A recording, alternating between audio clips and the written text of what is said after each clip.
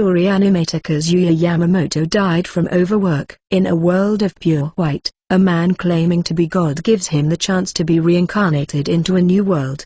And Kazuya agrees without hesitation. He had died, but wanted to continue to draw, and so the god bestowed onto him by force the skill manifestation of all things. He was also given all the status bonuses he could get in the new world, without deadlines, and without the threat of death looming over him. Kazuya tried to draw to his heart's desire.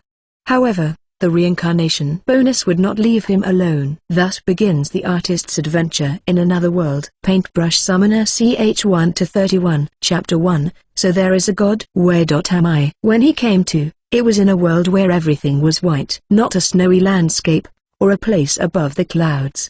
Just plain whiteness that continued forever. Kazuya Yamamoto scratched his head and sat down. Sitting. Even in this strange world of whiteness, was there still such a thing as gravity? An up and down? No, there is no such thing. Suddenly, an English gentleman with a monocle appeared in front of Kazuya. He appeared to be in his 30s. He carried himself with a graceful elegance, which, though a little exaggerated, was real. Nice to meet you. I am God. Huh? Do you have any idea why you are here? Well, I suppose exhaustion has caused me to pass out and experience a strange hallucination. That was the only explanation. He had worked as an animator for 3 years now.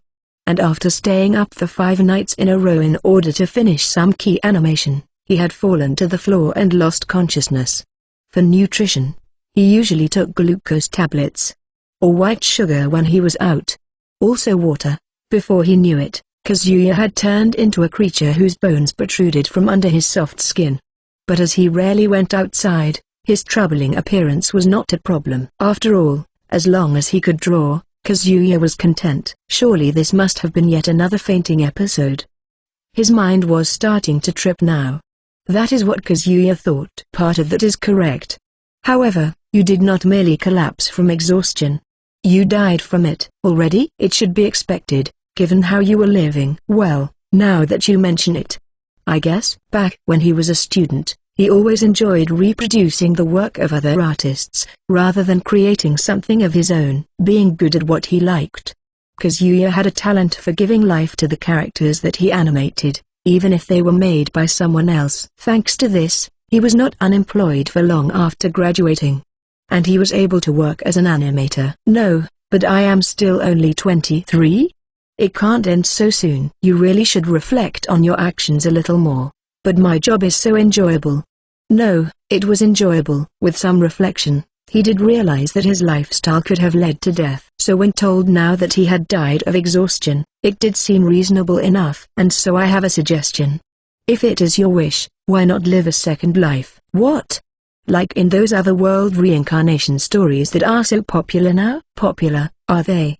And yet I have never made this offer before. God chuckled. Oh, in my world. Anyway, so I can continue to draw then. There are 2 conditions. You cannot tell anyone that you were reincarnated. And you must live a minimally civilized life. It was like having the Constitution read to you. Otherwise, you would surely ignore the need to eat and sleep. Yes, his mind was being read. While he just realized this, it made sense, given the man was a god. Besides, Kazuya had little interest in anything outside of drawing. For now, we shall talk about where you will go, and what you will do there. God snapped his fingers. A table and chairs, as well as an afternoon tea set appeared. How fancy. Kazuya mused as he sat down. So, an explanation on your location then. It seemed like this would be a lengthy conversation. However, his future life was on the line. And so with a teacup in hand, Kazuya listened attentively. Chapter 2. What do you mean, drop? Well, farewell then. You are quite certain? Yeah. I don't really care as long as I can draw. After the conversation had been concluded, Kazuya had only one demand: that he could draw without any disturbances. That was all. He had no interests in cheats, skills or magic. He didn't want to be more powerful than everyone. Even after death, he wanted to draw. It was all he could think about. A person without greed, or a person with too much greed. The god chuckled. But this was Kazuya's second chance at life, and he was not going to hold back. He had said his piece, and if that came true, then he didn't care about the rest. He felt that from the heart. Though, he did find it odd that while they were talking, the tea never cooled, and as soon as he ate any of the food, more would appear. How long had it been since he last chewed on something solid? That was solid food, wasn't it? Or was it clouds? If he was being honest, there was a part of him that still thought that this was a dream. This is not a dream. Yeah. He didn't know how many times it had happened now, but Kazuya was becoming careless with his replies. The god smiled, then folded his arms as if thinking. However, it does not feel right to me. And so I will add a bonus. He did not expect to get a reincarnation bonus for such a reason. Well, as long as he was getting his wish to be able to draw, it didn't matter what bonuses he got. At this point, he would leave everything to the god. Do you know what I am the god of? No. But well, why am I able to reincarnate anyway? It was an important question that he had forgotten to ask. Surely such a privilege should be bestowed on those who actually did something good in life. I suppose you don't realize it yourself. It is because of you that I was promoted to a level of deity that can reincarnate people. And so this is to show my gratitude. I don't have a clue about what you're talking about, but the god seemed like he was not concerned with such details. There was likely no point in asking. If you ever wish to talk to me, say my name 3 times before you sleep. Seka. And we shall meet in your dream. I will do that, if I'm ever in trouble. Thanks, Kazuya said, and then scratched his head. Thank you, for everything. He did his best to bow politely, and the god laughed with satisfaction. Now, I will drop you to the location. Farewell then. When he raised his head, the god was smiling and waving. Drop? But by the time he thought that, it was too late. The floor under Kazuya's feet opened up, and he plunged into the hole. Please live a long life this time. The god, Seka, muttered in a voice too quiet for Kazuya to hear. Chapter 3, Minimum Civilized Appearance. When he came to, he was in a forest. A clearing, with a small river flowing nearby. So this is another world.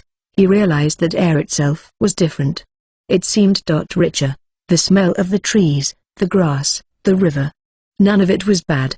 But he was reminded of how the air he had lived in up until now was severely lacking. My new name is Menu, I think.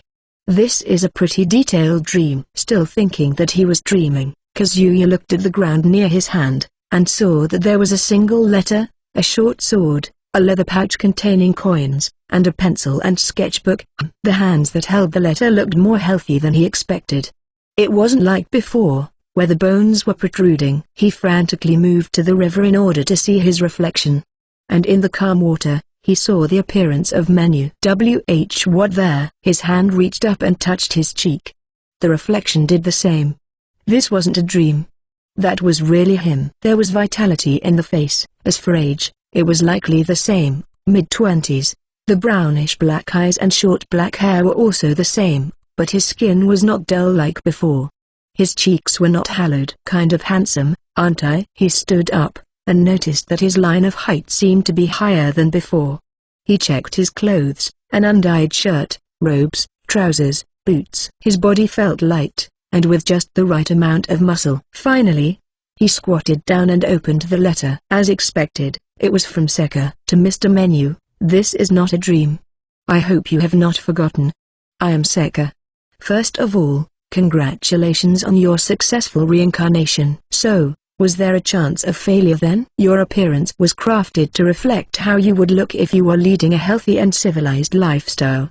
Your age remains the same. Just how unhealthy had he been? He was a little exasperated with himself. The next page contains the matters that we agreed upon. Please learn the basic social conventions and common sense at your location. If you say that you have traveled from a distant country, but fell off a cliff and have amnesia, that should resolve most issues that you may have. Forceful. What a forceful solution. Your reincarnation bonus is written on the next page.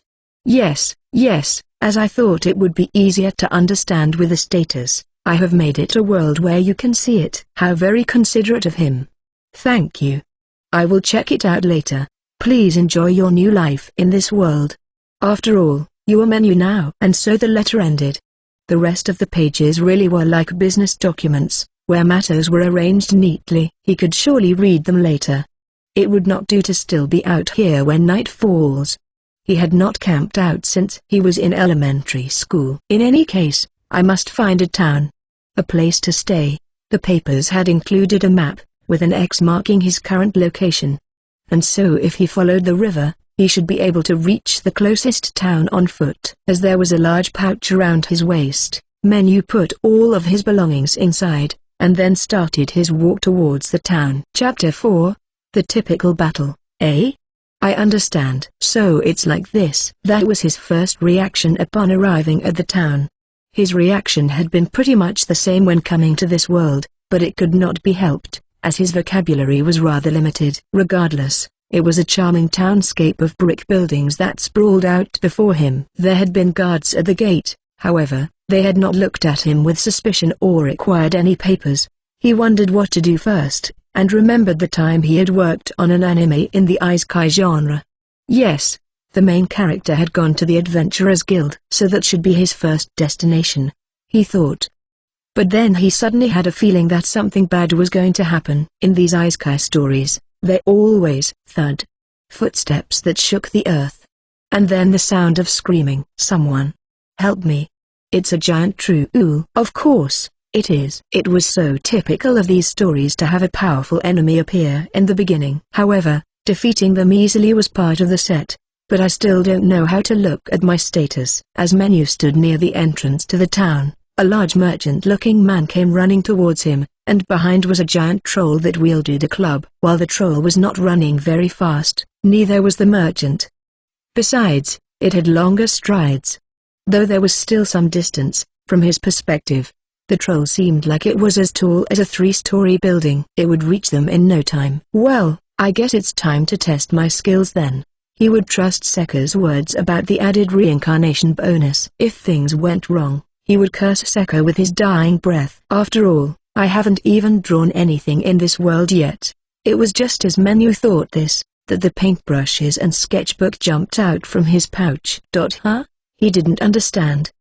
His mind could not keep up with what was happening. However, he did understand something, as someone who had been involved in animation. So, I'm supposed to use them, right? He shouted to no one in particular, and then he rushed towards the giant troll. The closer he got, the stronger the stench became. The green skin and drool were disgusting. The gatekeeper tried to stop him, but Menu brushed him off and continued to run towards the giant troll. On the way, the merchant passed him, and he checked to make sure that he safely reached the town. And then he used the brush to draw the magic that he thought would be able to defeat the troll. Use this. Surely this was what he was supposed to do. He did not know of any other way. Most mysteriously, the brush was able to draw with any color he thought of. Even the firmness of the brush could be automatically changed from that of a pencil to an airbrush. A technologically advanced pen tablet? He mused as he finished drawing a lightning spear. I won't forgive you, Sekka, if this turns out to be nothing but a fancy drawing set. Menu shouted as he thrust the sketchbook in the direction of the giant troll. And then, the great thunder spear shot out of the sketchbook and pierced into the troll's chest. Wah! The ground shook violently, and with a crash, the giant troll fell to the ground in front of Menu's stunned eyes. Chapter 5, is getting a base part of the bonus? Thank you. Thank you. I passed the soldiers who headed towards the giant troll corpse, and returned to the town. And then the merchant from earlier approached me, and bowed his head as tears streamed down his face. Ah, your nose is running, mister. No, not at all. I didn't. Ridiculous. You not only saved my life, but you saved the town. Well, that was because you brought it here. Of course, Menu did not voice such thoughts, and the townspeople did not bring it up either. I am Hans. I run the Merchants Guild in this town. And you are. After wiping the tears and other fluids from his face, the portly man introduced himself. Ah, the Merchants Guild. This was a man with great influence on the town's economy, and so the townspeople did not say anything to him about luring in dangerous monsters. And since he did not seem to be hated, it couldn't hurt to be on friendly terms with him. I am Menu. You. A traveler. Yes, I fell from a cliff and lost my memory. And so I hardly know anything. Tonight, he would definitely have to hear some explanations, especially that thing, whatever it was, that came out. He really did not understand. Like, looking at my status, and things like that. I've forgotten how," he added, as it really was something that was troubling him. And then Mr. Hans hit his chest and said that he would take care of everything. "As long as you reside in this town, Sir Menu, I shall see to it that you are treated well. First, you care to stay with me at my mansion? That would help." But then he realized something. The letter had been written in Japanese, and he was currently able to converse with others. But, what language was this? Could he read and write as well? "Thank you. I was quite at a loss. Unfortunately, I have some duties, and so my daughter will attend to you. And once you are settled in the house, it might be a good idea to explore the town. I'll take you up on your offer. I truly appreciate your help. You saved my life, after all." He started to think that in reincarnation stories, the protagonists showing their cheat in the beginning was part of the bonus. It was all too convenient, but it explained everything. After all, no one had died. He then got into the carriage that had come to pick up Mr. Hans, and like that, they headed to his mansion. Chapter 6, Misunderstanding. Mr. Hans of the Merchants Guild lived in a mansion of considerable size. And while in his past world, Menu was a shut-in, he would sometimes draw backgrounds for anime. Bishiju and fantasy anime often had great mansions. And this was certainly a mansion out of a fantasy anime. He had viewed many images of such houses for references, with their shockingly vast gardens. And he supposed that this was what it was like to be in such a place in real life. In Japan, most of the houses had small gardens. A lot of Japanese animation was set in the city, and they often depicted the lack of land in a severe manner. However, after the carriage drove through the gates of Mr. Hans's mansion, there were continuous hedges on both sides. It was likely that the estate was quite expansive in both directions. There was a fountain in front of the path straight ahead, and a round path that surrounded it. The carriage stopped quietly in front of the mansion. He had never even ridden in a carriage before, and that alone had made him very excited. Mr. Hans's servant then opened the door, and he stepped out. At the same time, the doors of the mansion flung open. "Welcome back, Pa. Pa. No, sorry," he apologized in his heart. Was this person his daughter then? She seemed to be about 17. And she was wearing a simple, light green dress. She had blonde hair that was tied neatly in the back, and in her hand was a staff. Was that a weapon? "Why is she pointing that staff in my direction?" And so he raised his hands to show his will to surrender. A gesture that was recognized in every country. And he hoped, every world. "Papa. What did you do to him?" "I didn't apostrophe T. do anything," he said awkwardly. She had scared him with her weapon before he could introduce himself or explain. "Well, he was not that scared. Is it because of my status or something? I have this feeling that I won't be hurt, try as she might." "Lady Valette. This man saved your father's life," the driver said frantically. The girl's face turned red and then pale. She drew back her staff. "I'm sorry." "Not at all." She quickly bowed her head. But since he was not too scared, his thoughts were more on how she was a good daughter to worry over her father like that. "Pleased to meet you. I'm Menu, and I'll be in your care for a while. Unfortunately, I'm currently experiencing amnesia, and am unable to give a more detailed introduction." I see. Yes. Nice to meet you. I am Hans's daughter, Valette. I am sorry for my behavior earlier." She had shrunk back completely. As the servant explained the incident to her, Menu took out his sketchbook and quickly sketched a stylized bird character. The page he had used for magic before was completely white again. And so after drawing the blue bird as a test, he willed it into existence. And then true enough, it became three-dimensional. And it moved as well. It pranced about on top of the page, and then as if reading Menu's mind, it flew up to land on Valette's shoulder. "Oh, how adorable." He was pleased to see how delighted she was. Menu looked down at the sketchbook and saw that it was white again. "I'm starting to understand how this works." That being said, he would still like to have many things explained to him tonight. Now that Valette was in a good mood, and enlightened on recent events, she turned to him again. "Sir Menu. So you have lost your memory, have you? And you do not know how to view your own status? Very well, I, Valette, shall do my best to teach you." Yes. Thank you. But first, please come to the drawing room. It is right this way." She took him by the hand and returned to the mansion. but she dragged him with great force. How strong was she? Hey, driver! Stop laughing and help me. Chapter 7. This world's affairs also hinged on wealth. I am tired. Menu was lying spread eagle on the bed in the room that he had been given. It was not a physical fatigue that he felt. This was mental exhaustion. In my past life. I never talked to a girl this much. And so I never knew that a girl could talk to that extent. The bluebird had been named Cheetah by Miss Valette. Apparently, it was because its chirping sounded like Chi-Chi. And unlike the first lightning spear, the bird did not disappear. It stayed on Valette's shoulder the entire time that Menu was guided through the mansion. He had drawn it in order to cheer up Valette. But now that she had become so attached to it, she might be even more sad if it were to disappear. Leaving that aside, the tour of the mansion had been amazing. Amazingly exhausting. First, it started with the drawing room, which had its own bathrooms and closets. Then, since she was hungry, she took him to the kitchens, and then the great hall, the salon, and on she dragged him. She should have more consideration for a former shut-in. She estimated his size so that she could order some new clothes, and then spent a great deal of time talking to the attendant about them. Then they rested in the drawing room. Additionally, he had yet to hear anything about his status, which was the thing he had wanted to know about the most. As he thought of such things, there was a knock on the door. He hadn't heard someone knock on his door since the last time he was staying with his parents. He mused as he got up. Come in. I have finished the arrangements for your clothes. Now, let us visit the church. He was not surprised to see Miss Valette and Cheetah. Ever since the beginning, she had been like a storm. The church? Yes. In order to view your status, you must be baptized at the church. Have you any recollection of being baptized? No, because I never did that. Then perhaps it would be best for you to be baptized again. Is this church nearby? Yes. We can reach it by foot. I suppose I'll go then.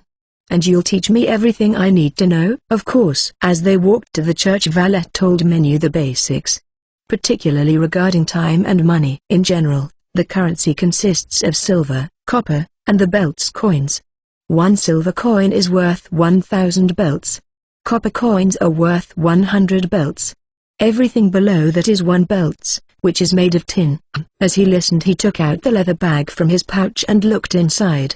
But there was no silver or copper. He saw 10 platinum and 20 silver coins. Mr. Menu. Is that my pocket money? I'm glad it wasn't stolen. You must put that away at once. Valette frantically thrust the bag back into my pouch. It was also startling for both parties that they had stopped in their tracks near the gate. They had not even left the mansion premises yet. That was close. Was it really that bad? In 1 month. That is 30 days. A commoner only needs 1 silver to feed the entire family. What? He blurted. Yes. And the gold you are carrying is worth 10,000 belts. The platinum is 100 times that. It is used for very expensive transactions. Of course, merchant houses and nobles, like ours, have them, but that god, that Sekka. What did he mean by this? This was too large of a bonus. It could not be explained away with amnesia. Surely 10,200,000 yen. Not only that, but goods seemed to be cheaper here. Well, maybe it would make more sense to convert it into dollars. Regardless, it was not the kind of amount to just drop into someone's wallet. God, why don't you keep it with the Merchants Guild? You will earn interest, and can convert it. The current interest rate is around 20%, if I recall correctly. What, seriously? He had never cared about interest rates while in Japan. But if his money was going to increase just by keeping it with them, then there was no reason to say number. Yes, well, you will be able to withdraw your money at any merchant guild across the country. So please use it. It will help the economy. You really are the daughter of a guild chief? No, you have not seen anything yet. But sorry for the delay. Let us continue on our way. Yes. And so they started walking again. After exiting from the gate, they turned in the direction that he had first come. Apparently, he had passed the church without realizing it. So, you have enough money? Then there is. About time, was it? Yes. I should be fine with basic living. But there is a lot that I have forgotten as well. There are 24 hours in a day, 7 days in a week, and 30 days in a month. and a year is 12 months. I see. He hoped that he would be able to see his status soon. It would probably all be translated so that he would understand it. When it came to currency, it had done its best. It seemed like when it came to things that were similar, his brain would just translate it automatically. Just as they passed the fences surrounding the Hans estate, Valette stopped. Here we are. It's right next door. There was a square building of chalk white. But there was no cross, which he associated with church buildings. Instead, there was beautiful stained glass on both sides of the doors.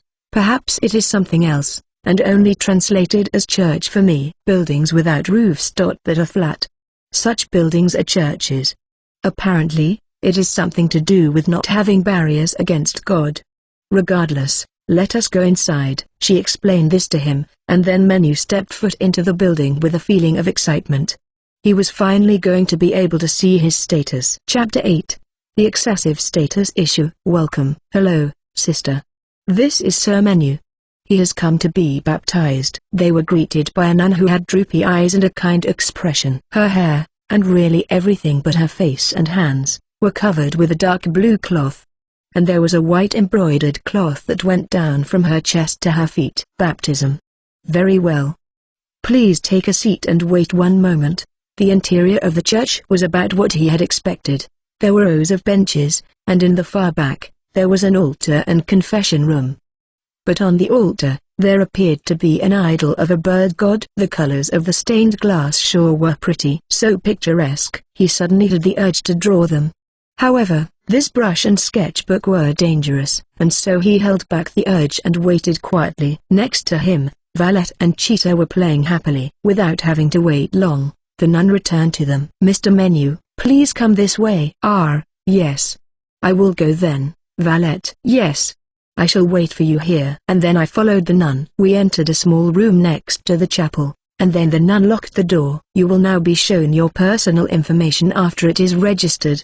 And so we must be careful so that others do not see it. So that was why she locked the door. She then placed a stone slab on the table. It had a precious stone embedded within. Now, please place your hand on this stone. Very well. Menu placed his right hand on top, and the stone started to glow. Thin lines of light ran over the surface. Geometric patterns emerged across the entire surface, and on top of them, the status window appeared.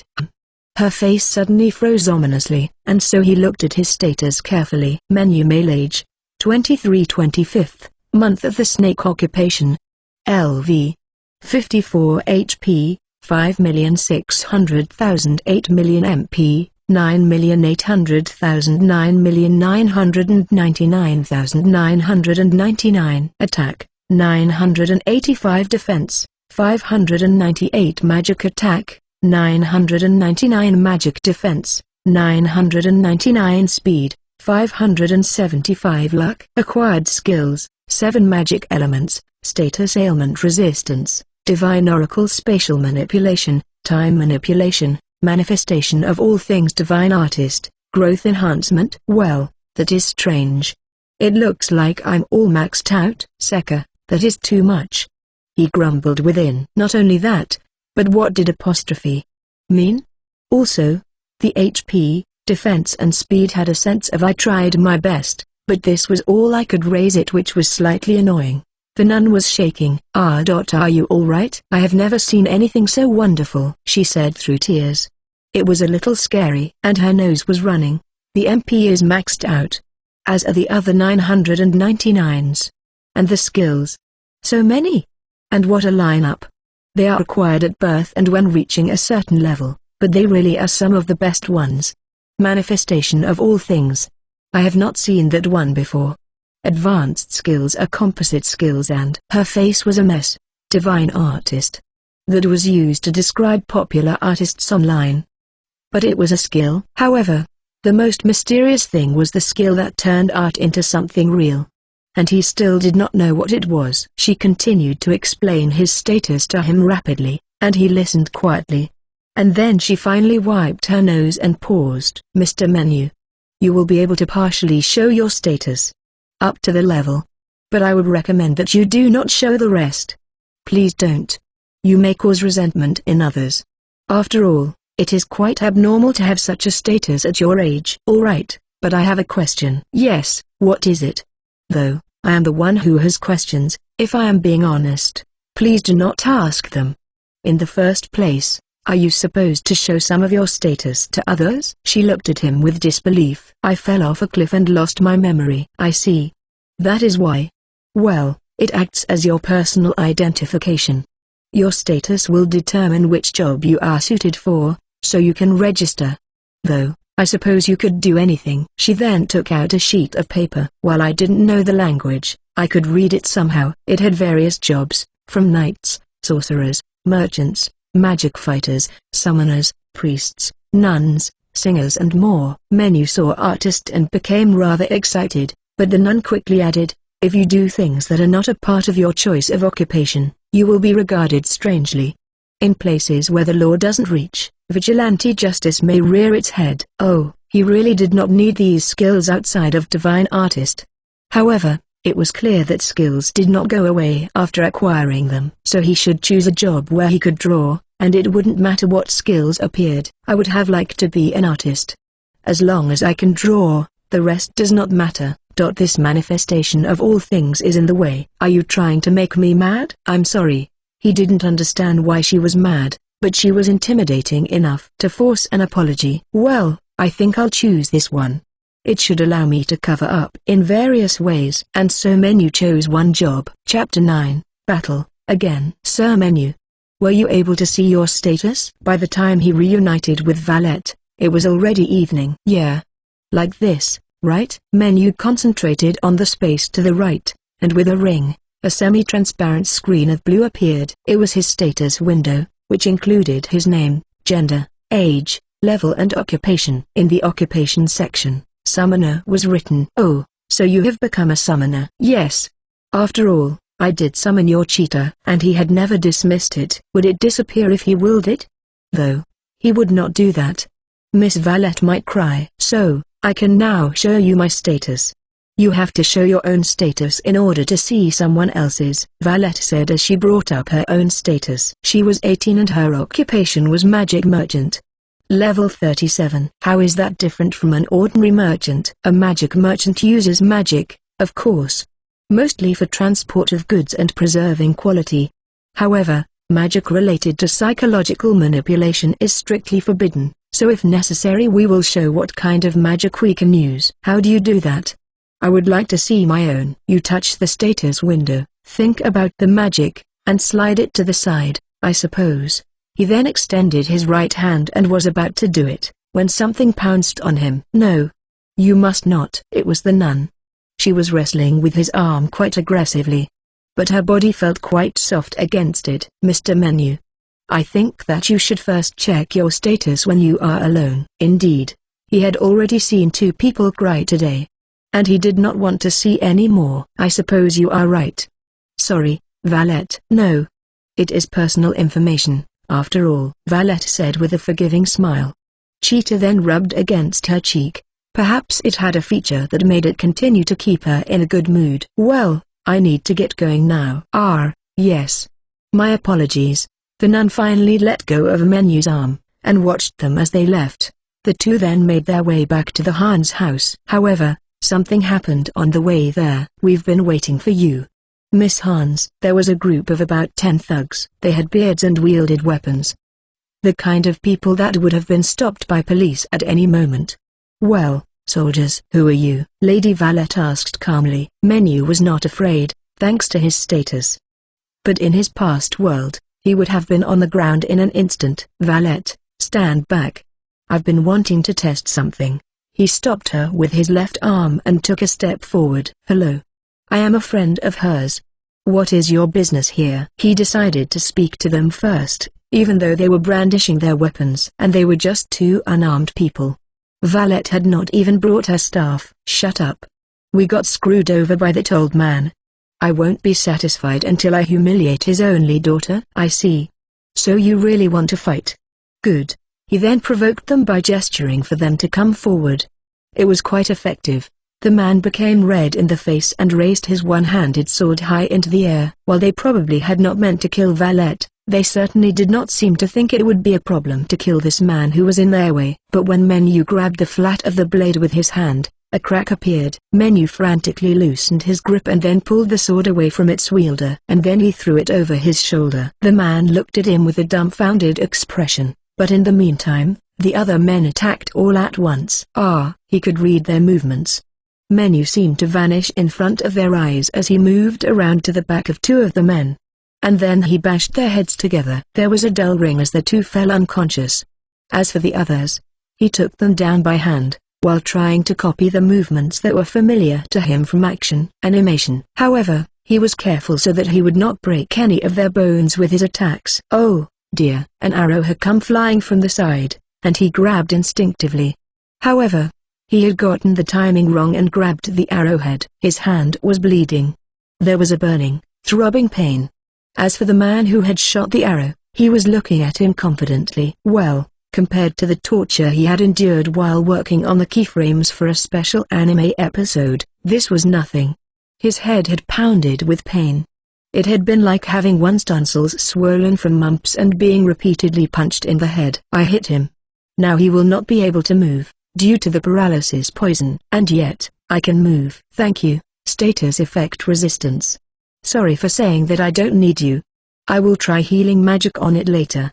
Thankfully, it was not the other hand. Menu then shot towards the other three men, knocking their legs out from under them one by one, and then kicking them in the stomach so that they fell unconscious. Even though he meant them to be light attacks, they were quite heavy. Like that, he sunk the 10 thugs to the ground. Until only the first man who attacked was still conscious. So? Do you want to stay awake when you get arrested, or not? Awake, please. He wasn't even thinking about escaping now. The overwhelming difference in strength had stunned him. And so Menu instructed Valet to run to the house and fetch the guards. This has certainly been a busy first day. Ugh. What a pretty sunset. Menu thought about how much he wished to draw as he held his bloody hand and looked up at the sky. But he had no idea how things were going to become even busier. I forgot to use the knife. Chapter 10, Good deals always have a catch. The truth is, something rather troubling is happening now. Unsurprisingly, Mr. Hans revealed that he was facing some difficulties. He rushed back to the house after being contacted about the attack on his daughter. And when he heard about what had happened, he thanked Menu while bursting into tears. The men who were wounded were also treated and taken by the soldiers to be locked away. Menu himself did not have a chance to use healing magic, as the soldiers healed him first. They then had a light meal. Menu's first meal in this world turned out to be some sandwiches and soup, and went to the drawing room to talk. Being attacked by the giant troll was part of it, but it is the result of a cursed item. A curse. It was hard to believe, but then again, this was a fantastic world. Such things were possible. I myself have the appraisal ice skill, and so if I had been directly involved in the transaction, this would not have happened. However, wishing the others to grow and gain experience, I left it to them. Unfortunately, they met with the wrong people. One of the traded items has a curse that attracts enemies towards you. He then explained that there were collectors who would gladly buy such curious items. However, every time he attempted to sell it, some unfortunate event would prevent it. The buyer's house would be burned down, or their business would go bankrupt. Well, what did you expect, if it is a cursed item? Thought Menu. However, apparently, there were people known as barrier masters, who could cover it in a barrier, making it harmless. And so he had given up on selling it and was about to hire such a barrier master. But that was when some unexpected troubles occurred with different transactions. Products were of much worse quality than the contract had promised. And according to Mr. Hans, the seller was the man who attacked us earlier. He had requested the transportation of tea leaves, but due to a severe storm, the storage condition of the tea leaves deteriorated, significantly affecting the flavor. And he could not proceed with the transaction at the agreed price. As for the attack by the giant troll, it had happened just as he was on his way to the neighboring town in order to meet the barrier master. Indeed, things are really not going well for you. That was a bit of an understatement. Regardless, if this was to be his base, then he could not calmly draw while all of this was happening around him. I am at my wit's end. Yes. I do not want it to hurt the running of the Merchants Guild. And so I must deal with it immediately. And yet Hans looked frantically at the ground. His hands were shaking. It was more pressure than Menu could imagine. He compared it to being responsible for ruining an episode of a popular anime. Yes, his stomach turned at the thought. Only, it would be much worse for Mr. Hans. While I can't make any promises, please wait one moment. So that he could place his money with them and make a profit through interest. So that he could live leisurely here and draw. Surely there must be some useful magic? There had been something about 7 attributes, hadn't there? He politely excused himself and left the room in order to inspect his magic, as had been taught to him earlier. Menu sighed as he saw the list of magic. There was a terribly long scroll bar. And so he closed the window once. No. I don't even have any knowledge of magic, so these names mean nothing to me. All I know is that they seem to be very powerful. Abnormally so. Think. I have to do something. A curse. A barrier. As he groaned to himself in front of the door, he suddenly recalled the sketchbook and brush that were in his pouch. A container that could contain the curse. What if I could just make something like that? Manifestation of all things.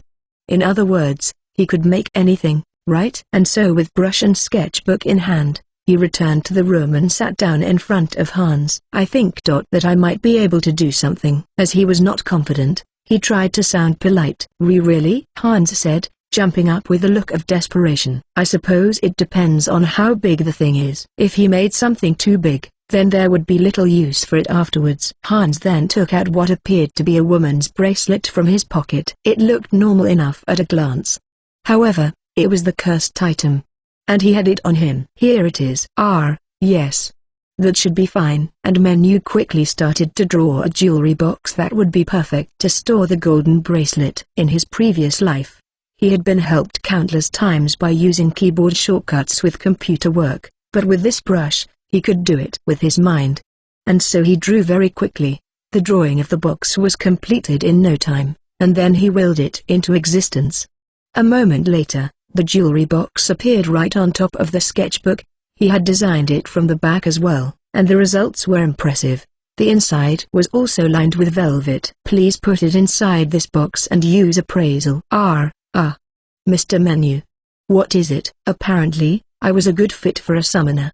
This is an item summoned from another world, which will contain the curse. That other world being his own mind. Yes, even before the baptism, Mr. Menu gave me Cheetah. What? The things that you summon can just stay in this world? Yes. I think so. This was only the first day, so it was hardly confirmed. However, if it was manifested, then surely it would stay? Maybe, if it is just magic, then it would disappear once its usefulness had ended. But in the end, it probably depended on what he was thinking while drawing. That was when the small details were decided. Perhaps. Well, he would have to ask about such things tonight. Hans then fearfully placed the bracelet into the box. It was the perfect fit, and after closing the lid, Hans used his skill. Papa? So she called him Papa when alarmed. The curse. It is gone. What? It is not that I doubted you, Mr. Menu. But, please don't worry about it. I am also relieved that it worked. Apparently, I had succeeded in sealing off the curse. Thank you so much. How can I ever repay you? I hope this does not come off audacious, but could you allow me to stay here for an indefinite period? I will find a job, and pay you when I can. You do not need to pay me.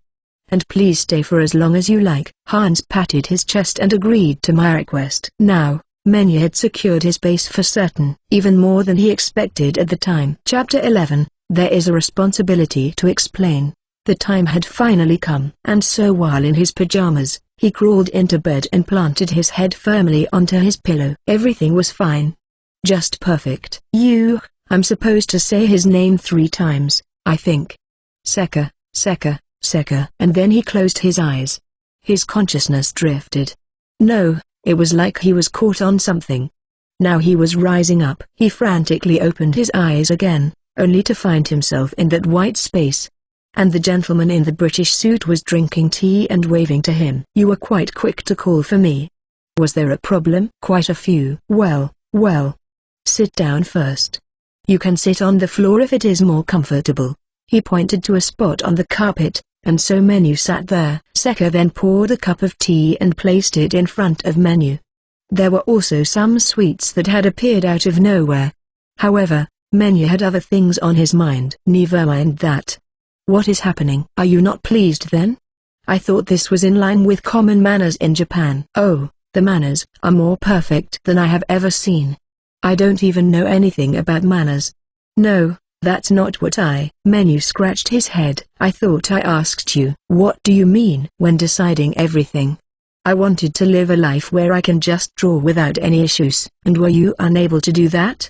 I made sure that you would have a perfect base. Well, that part is true. And I am sure you should have no complaints in terms of money.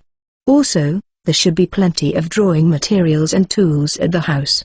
Enough for the rest of your life. Well, yes. Furthermore, I gave you the status and skill to deal with any demon kings who might attack you. And also money, so you won't be forced into labor. That is what I mean. Also, why did he have to mention demon kings? Was that a flag? It is too much. Also, what is that skill? Magic that makes the pictures I draw turn into reality.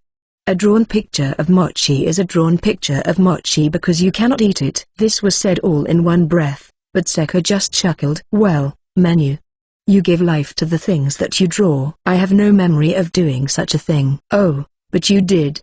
Remember? It was about 1 year ago. An anime that you did key animation for. It went viral. Menu had worked on so many projects that his memory of each could be quite vague.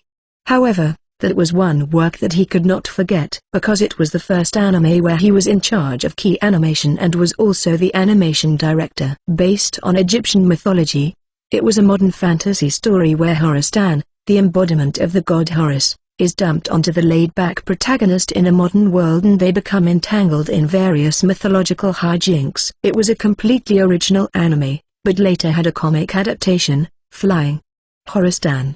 Also, the theme song had been very popular. Don't you remember? My name? Sekka? Sechen? So you do remember. Sechen was a deity of the underworld, who supported Osiris, the brother of Set, who appeared as an enemy. Horus-Dan had gone to see Osiris, and learned more about Set. It was around that point that the story gained some depth. Sekka, or Sechen, had been the key figure in all of it. After feeling human warmth for the first time in the underworld, Sechen started to fall for the protagonist. The cheerful personality of this supporting character was well received by the audience, and figures of Sechen flew off of shelves. Do you mean when your rank as a god rose? Yes. The anime you worked on increased my fame and people's faith in me, to the point where I became powerful enough to reincarnate someone like you, even though you are not a believer. But why? Sechen, your art is amazing. I have seen some of your other work as well, and you draw as if they are alive. I was so impressed, given how terrible your tools are. But they were the most advanced machines? Well, perhaps they looked that way compared to the brush. I am the god of the underworld and of art. And thanks to you, my rank was raised. What do you think? We are a perfect match, are we not? Well, I suppose. The problem was that Sechen was a girl, while Sekka was a man. And he was starting to feel very uncomfortable about the idea that he had taken the person in front of him and turned him into a two-dimensional, cute girl character. Well, I still don't know why you had to add so much magic and skills. The problem of the skills. The truth is, they were a gift from the god, Horus, Sekka said with a chuckle. Hey, wait. Why Horus-Dan, the protagonist and most popular character? Many people became actual believers after learning about his story. With this power, you should be fine no matter what happens. After all, you can make anything you want. He told me, with a laugh. Horus-Dan, and he is one of the main gods. I could not object. So I must accept it then. He wanted to meet you. So perhaps you can tell him then, huh? I can meet him. However, telling him your opinions is a different matter, Sekka added in a quiet voice that Menu did not hear. In any case, he understood that this was not a problem that could be solved now. I understand. For now, I don't have anything in particular that is troubling me. So it's fine. Thank you. You are welcome. I am relieved. It would have been very difficult to deal with complaints about it being insufficient, after your status was stacked to such a degree. No, well, the skills are one thing, but there is so much magic. And status too. It had to be that much, or what would you do against a powerful enemy like Set? I learned that from watching Horror-stan. But that series is a work of fiction, and has nothing to do with actual gods. Somehow, in spite of sleeping, he was feeling even more tired. In any case, I have no complaints with what I was given, aside from them being too numerous. Good. The divine artist is quite wonderful, isn't it? You really are a divine artist, after all. Ah, by the way, what exactly do skills? And then the floor opened from under his feet, and he was suddenly plunged into black emptiness. So morning has come then. See you again, Seko said as he waved his hand towards the falling menu. Chapter 12. Adventurers Guild. What an awful dream, Menu muttered as he touched his forehead. People were moving in different directions around him. It was a lively town. He had hitched to ride on Hans's carriage, as he headed to the Merchants Guild. And from there, he and Valette would go to the Adventurers Guild. Are you all right? You look a little pale. Valette and Cheetah peered into his face, and so he laughed in order to reassure him. No, I'm fine. By the way, are there any other guilds, besides the Merchant and Adventurers Guild? It was something he had been curious about, and so he used it to change the subject. Indeed. There are 4 different guilds in this town. The Merchants Guild, where my father works as branch chief. Merchants register there. And we are currently headed to the Adventurers Guild. Yes. A place where people like you, who are suited for battle and exploration, register to receive work. As it can be dangerous, there is some training and classes you have to take first. So the Merchants Guild was like the Chamber of Commerce and the Adventurers Guild was like the Public Employment Security Office. Menu nodded. And then we have the Medical Guild. Healers, who specialize in treating the wounded and ill, spell breakers, who remove curses, and barrier masters, etc., register there. They also send out their healers to work in adventurer parties. So it was like a dispatch company for hospitals and doctors. Lastly, there is the Knights Guild. This guild is run by the state. They send soldiers and knights to various settlements in order to maintain the peace and recruit new soldiers. They are the biggest guild after the Merchants Guild. So they were like the police or army. Thank you. Well, it looks like the Adventurers Guild really is the place for me. Indeed. Even if it's the Adventurers Guild, there are all kinds of jobs you can take. And so I do think it is right for you. Just then, as he had been distracted while walking, he bumped into a certain man. Ah, sorry. Sharp eyes glared at him. He had felt something hard when crashing into him. And he now saw that it was because the person was in full armor. He was also very tall and appeared to be muscular. The young knight had long, platinum blonde hair and looked at him without interest before turning away and leaving. Are you all right? That was Sir Alf, who serves as the head of the Knights Guild. At such a young age? How amazing. I hope I did not offend him. I think it should be fine. He can be rather unfriendly, but will help you when you need it, Valette said with a faraway look as her eyes followed his back. Menu understood at once. That was the face of a girl who was in love. He had drawn such expressions many times, but never actually saw one in real life. The perfect picture. Instead of thinking about how pretty she was or feeling disappointment, his main impulse was to wish that he could capture the moment with his art. However, he was still worried about drawing people at this time. What if they came to life? What would he do if it was a real living creature? Now, Mr. Menu. We have arrived. Oh. So it's this place. At a glance, it looked similar to a 2-story civilian house made of bricks. However, there was indeed a sign hanging in the front. He entered with a slight feeling of nervousness.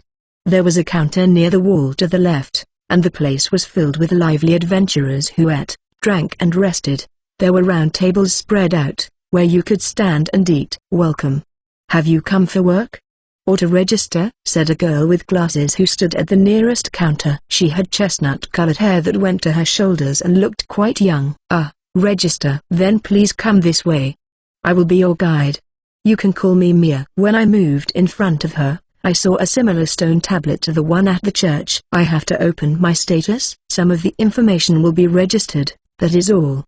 Data such as your level and age will be linked, so that it can be updated automatically. It was really a high-tech stone tablet. In any case, can you show it to me? She said, and then opened her own status window. The name was Mia, and her age was 21. She looked younger, and her job was acrobat. While she was working at the desk right now, she also must work as an adventurer. Valette had also opened her status, and so Manu did the same. I see. A summoner. But there are so many different kinds of jobs. What can you summon? The thing is, I fell off a cliff during my travels and lost my memory. Oh, dear. So you cannot use any summoning arts then? Actually, Mr. Manu summoned my cheetah, right here. Yesterday, Valette said with a laugh as she patted the bird on her shoulder. Cheetah chirped happily in reply. When I looked back to Mia. She had frozen. Me. Mr. Manu, you must be some kind of genius? There are those who do normal summons, where you use MP for the duration, and then the permanent summons involving contracts with monsters and the magical beasts. But permanent summons are very rare. People were starting to gather around and watch. At least she didn't cry. But the air is uncomfortable. I feel sick. As the other adventurers in the guild watched, he would have to finish his registration. On top of that, for some reason, a level 60 swordsman said he wanted to fight him, and it was decided that they would have a duel behind the guild. People were even starting to place bets, and no one would listen to Manu's objections. Well, I don't really mind. So, what should I do? He wondered as he stood in the maneuvering ground. Valette was sitting in the spectator seat and smiling as if she did not have a shred of doubt regarding his victory. When their eyes met, she waved at him, and so he waved back. Why did this happen? Seka. Horace-tan. What he did to my status and skills. The knight was in his mid-30s. Probably a veteran. He wielded his two-handed sword as if it weighed very little. As for Manu, he had a pen in his right hand and a sketchbook in his left. Match, begin. Well, you are responsible for this. And Manu began to draw furiously. Chapter 13, Flying. Horace-tan. Manu flew back, dodging the slash attack that was unleashed by the swordsman. Keeping his torso straight, and his gaze down, he flew up to the top of the guild roof with just the strength of his muscles. While drawing. As for the spot that Manu had been standing, the great sword slammed into the imprint of his shoes. That's not the martial arts of a sorcerer, the swordsman muttered as he jumped up to the roof and adjusted his grip on the great sword. Indeed, as Manu's attack power and defense power exceeded that of those who dedicated their lives to maxing out their level. The average person's stats were generally 2 digits. The swordsman opponent managed to reach 3. However, for better or worse, Manu did not know this. He crouched on his toes over the drain pipe and drew single-mindedly for 30 seconds. The divine artist's skill allowed him to draw faster. It's finished, Manu shouted happily as he jumped down from the drain pipe. At the same time, he directed the sketchbook towards the ground, and then a giant falcon appeared inches off of the ground. It caught Manu, and then beat its wings. Manu made the falcon rise high up into the sky once, and then ordered it to body slam the swordsman in a way that only the wind pressure would hit him. He's flying. The wind was so strong that even the spectators were shrieking. And just as expected, the swordsman was knocked off his feet and went flying into the air. In the corner of his vision, Manu saw that Valette was clutching onto the man who was next to her. The bastard was grinning a little. After confirming that the swordsman had lost consciousness after hitting a well, Manu made the falcon land softly on the roof. He patted the falcon on the neck and then looked down at the crowd of adventurers below. The man who was the referee then raised his arm towards Manu. The victor is Summoner Manu. It seemed like most of the spectators had lost their bets. While a few cheered, most looked pale as they sighed with disappointment. Aside from them, a few others rushed towards the fallen swordsman. Manu also left the falcon on the roof, jumped down, and went to see him. Are you all right? He was breathing, but it seemed like it would be dangerous to move him. He is unconscious and can't hear us. Perhaps he hit his head very hard. We'll take him to the medical guild. Wait. Manu stopped them. It was a result of my duel with him. I will do it. Besides, if there is no healer here, it must be because the guild is busy. But I think it should be fine. Yesterday, while browsing through his magic, he saw something called search. If it had been translated properly, Menu thought he knew what it would do. "It's my first time, so I'm not confident, but," he muttered quietly so that no one would hear. And then Menu directed his hands towards the swordsman. Search. A black magic circle appeared and went through the man's body. In his mind, the words concussion, contusion, lower back pain, and treatment with heal is necessary appeared. Concussion and contusion. The back pain was probably from before. I should be able to do it with basic magic. Heal. He closed his eyes and chanted. This time, a white magic circle appeared. The glowing light enveloped the swordsman's body before disappearing. The man sighed and then regained consciousness. Ag. Huh? It doesn't hurt? What a relief. Sorry. I went too hard. While he held his head as he got up, the man was then surprised to realize that there was no pain. Menu then offered his hand. The swordsman accepted it as he got to his feet with a smile. No, I'm sorry for underestimating a summoner. Thank you for healing me, Menu. Not at all. Ah, your name. He had just gone with the flow, and had not even heard his name before the duel. The swordsman laughed loudly and shook his hand. I'm Dan. Nice to meet you. Yes. Mr. Dan. He didn't know if they would meet again. This person seemed a little overwhelming. If he was being honest, while Menu had come to register, he did not actually intend to work, at least until he ran out of money. Right now, he just wanted to focus on drawing. He had registered just in case, so that he could work if he needed to, and to avoid suspicion. But after this unexpected event, people were now looking at him hopefully. Even now, he could see that people were about to start inviting him to their parties. And so Menu quickly took Valet's hand and rushed towards the guild building. Hey, Menu. He ignored Valet's alarm and the cries of the adventurers, though he did silently order the falcon to follow. The falcon rushed towards the ground, and after Menu picked up Valet and jumped on its back, it rose up into the air. And Mr. Menu? With the sound of rushing wind surrounded them, and when the falcon was flying with its body level, Valet stopped screaming. How amazing!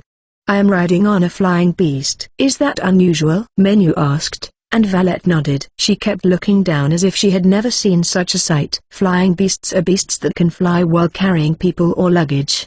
And while there are many monsters that can fly, only the higher-ranking ones, or divine beasts, are able to carry anything heavy, Valet said as she stroked the smooth feathers. Cheetah pressed into her as if jealous, but Valet was completely taken in by the giant falcon. I see. So I guess this is a divine beast. He muttered the last part to himself. The falcon cried loudly as if it had heard. As if to agree with him. Horus and Sekar were deities with falcon heads. In fact, Horus was the falcon god.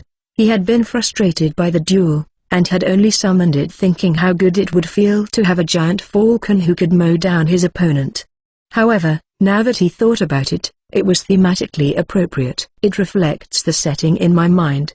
So it would be a waste to erase it. Menu had been circling the sky above the town for a while now, but Valet then tugged on his sleeve with an embarrassed expression. It seemed that they had attracted a lot of attention. There was a great deal of noise coming from below. Sorry. Let's go back. Yes. I'm sorry to have disturbed your thoughts. No, I don't like to draw attention either. Thank you for reminding me. After decking on a path back to Hans's mansion, the falcon flew in that direction. From above, he could see that the mansion had an incredible, maze-like garden made of green hedges. Thankfully, there was plenty of open space in the garden. And so Menu had the falcon land right next to the house. He jumped off first, and then lent Valet his hand. A trip through the air. It was a rare experience. Thank you. She looked genuinely happy as she bowed her head and walked to the house. She was trying to appease the sulky cheetah now. Their roles had reversed. Menu then turned to the giant falcon, who had folded its wings, and thought, perhaps I can make a tool that will shrink it. The falcon let out a cry, as if to say it was a good idea. Menu then sat down on the ground and opened his sketchbook in order to design the tool. He imagined a tool that would allow you to change the size of something at will. It was a golden ring, which could be placed on a bird's ankle. And so he tried it on the falcon. The falcon flashed briefly, and then it turned into a rather cartoonish-looking bird, like cheetah. Pyro, is that how you chirp? The shrunk falcon then landed on his shoulder, and so he patted its breast with his finger. A name. If I don't do it before Valette, she'll just call you Pereri. That reminded him of bacteria, and he wanted to avoid it. As you remind me of horror, Stan. Stan. What about Stan? The sparrow-like bird chirped happily, and after flying around Menu's head, it perched on his shoulder once again. So, will reversing it work? Valette had been very fond of the flight. And so Menu took out his sketchbook and drew a silver version of the ring on Stan's leg. Chapter 14, Let's Study. He also made leg bracelets for Cheetah. But before giving them to Valette, there was something that he had to confirm. Yes, what was his exact position in this world? He had felt something strange when at the guild earlier. Could it be that he was now considered to be a rather strong adventurer? Did the level that was displayed mean nothing? Someone had been injured, and they were going to call someone from the medical guild immediately. It suggested that it was unusual for someone to be able to use that kind of magic. He had many questions. So much felt wrong.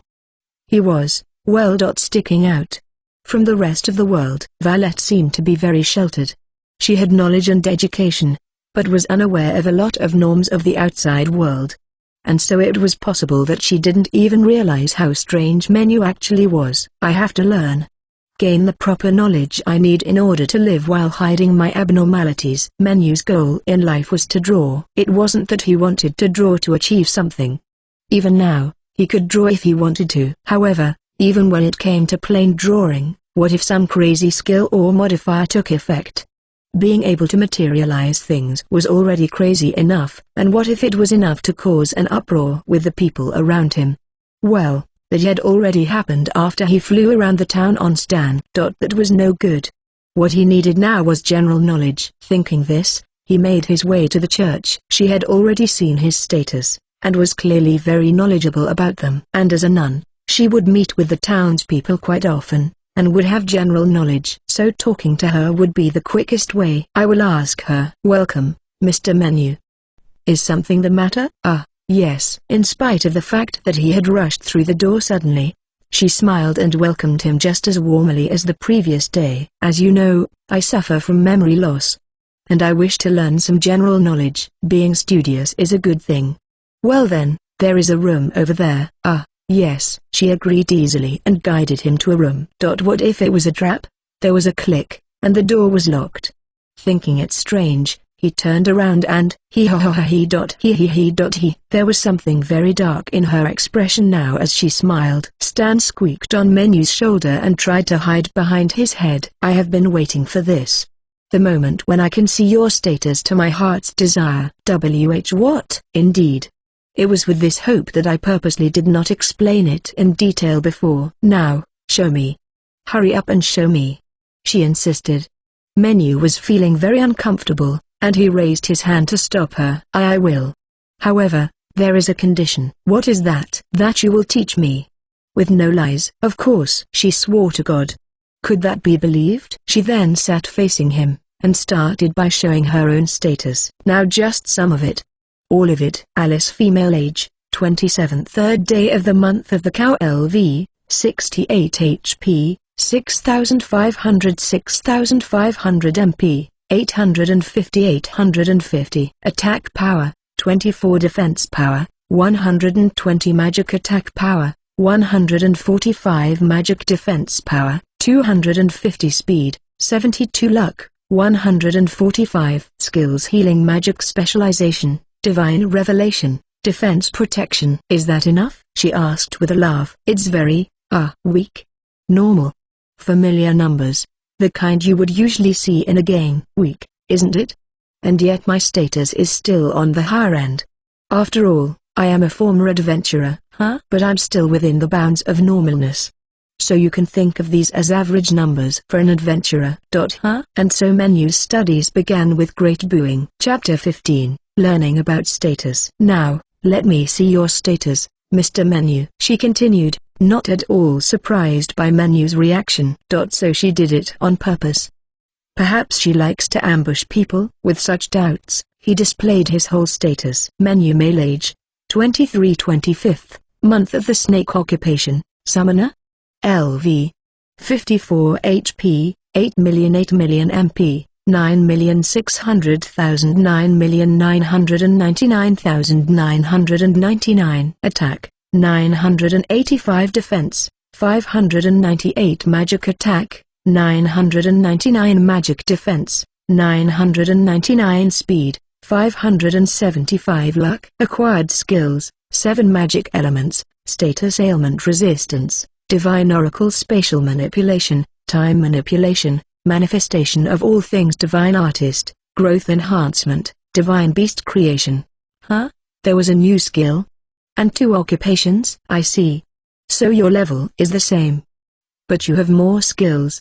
In other words, it is currently impossible for you to level up, Mr. Menu. It is? Yes. Apparently, a level up occurred when you acquired experience that exceeded your ability. As for the skills, made it seem like there were other skills that just hadn't been uncovered yet. As you are not making the most of your abilities, it is very unlikely you will gain enough experience to level up. Indeed, he had no trouble so far when it came to combat. Now that you mention it, this magic, he said as he opened the magic window. The nun looked conflicted, a face mixed with regret, hatred, envy, and yearning. What's wrong? No. I feel like I am teaching a legendary sage now, and I don't know what to think. I'm sorry. She continued to scroll through the magic window. As I have a skill for specializing in magic, I have nearly all of the healing spells. But you can freely use all 7 of the magic attributes, she muttered as she kept scrolling. But when she finally reached the bottom, she let out a loud wail. What is this? Though, I shouldn't be surprised anymore. Magic creation and magic modification. Huh? The list had been too long for Menu to feel like going through all of it. What am I supposed to do with that? Menu, Kazuya Yamamoto, had talent as an animator. He was well aware of it. In a world where your pay was decided based on your output, he made decent money. Because he met deadlines without dropping the quality, he could copy someone else's art and make it move. He was particularly good at sketching. It was easy to take something he saw and draw it. He had won awards in elementary school. Even when he had to work through the night, his concentration did not drop. It was like he had a cheat as an animator. However, he was no good at his studies, and did not like to exercise. And no one would have considered him good-looking. He would have been called ugly, even, but that was all fine. Because there was one thing he was good at, and he was able to earn a living with it. The way Kazuya thought was that everyone was born with equally distributed numbers. And what was important was where you put them and how you used them in order to increase the numbers. He told himself this, forcing himself to believe. Even when other animators were jealous of him, or when he was looked down on for his appearance, no matter how much he was bullied, or how unfair something was, nothing could beat his desire to draw, or the thrill of feeling his skills improve. And so with some luck, his numbers increased. He continued to put his points into drawing. Because of that, he was happy no matter what happened. But what about Menu? My numbers are different from everyone from the beginning. I don't know how to live while trying to be the same as others. Not only that, but it was a gift from a real god. As Menu was deep in thought, the nun quietly put her hand on his. Are you troubled by the excessive abilities? Yes. It was from the heart. She smiled as if to encourage him, and then told him to wait one moment as she got up from her chair. A few minutes later, she returned with a thick volume. This is a copy of the hero's record from the church headquarters. I think it will encourage you, and be a guide. It must have been 10 centimeters thick. It contains details of those who are called heroes, the status, skills, and other details. Normally, with special exceptions, you would not be able to read it or take it with you. But since you are special, it should be fine. So, he would be allowed to take it back with him. But if someone found out, wouldn't you get in trouble? I would certainly lose my job. Well, I will just return to being an adventurer then. She laughed weakly. He was not even of the same faith as her, and so there was no reason to go to such lengths to help him. Menu bit his lower lip and looked down. Then with a look of determination, he raised his head. There was no one else here to cause a scene, and so he would trust her. I will do something now, that might seem a little strange. I don't mind. I became an adventurer to learn of the unknown. Just like how I became a nun to learn more of God. In other words, she was a person who was filled with curiosity. Menu chuckled and then took out the sketchbook and brush. The brush ran along the pure white page. Copy all of the contents as well. He willed it. And then, he drew the book that he had never even cracked open. It had been like this during battle as well, but with the divine artist's skill, he was able to draw very quickly. It probably took no more than a minute. And then it materialized.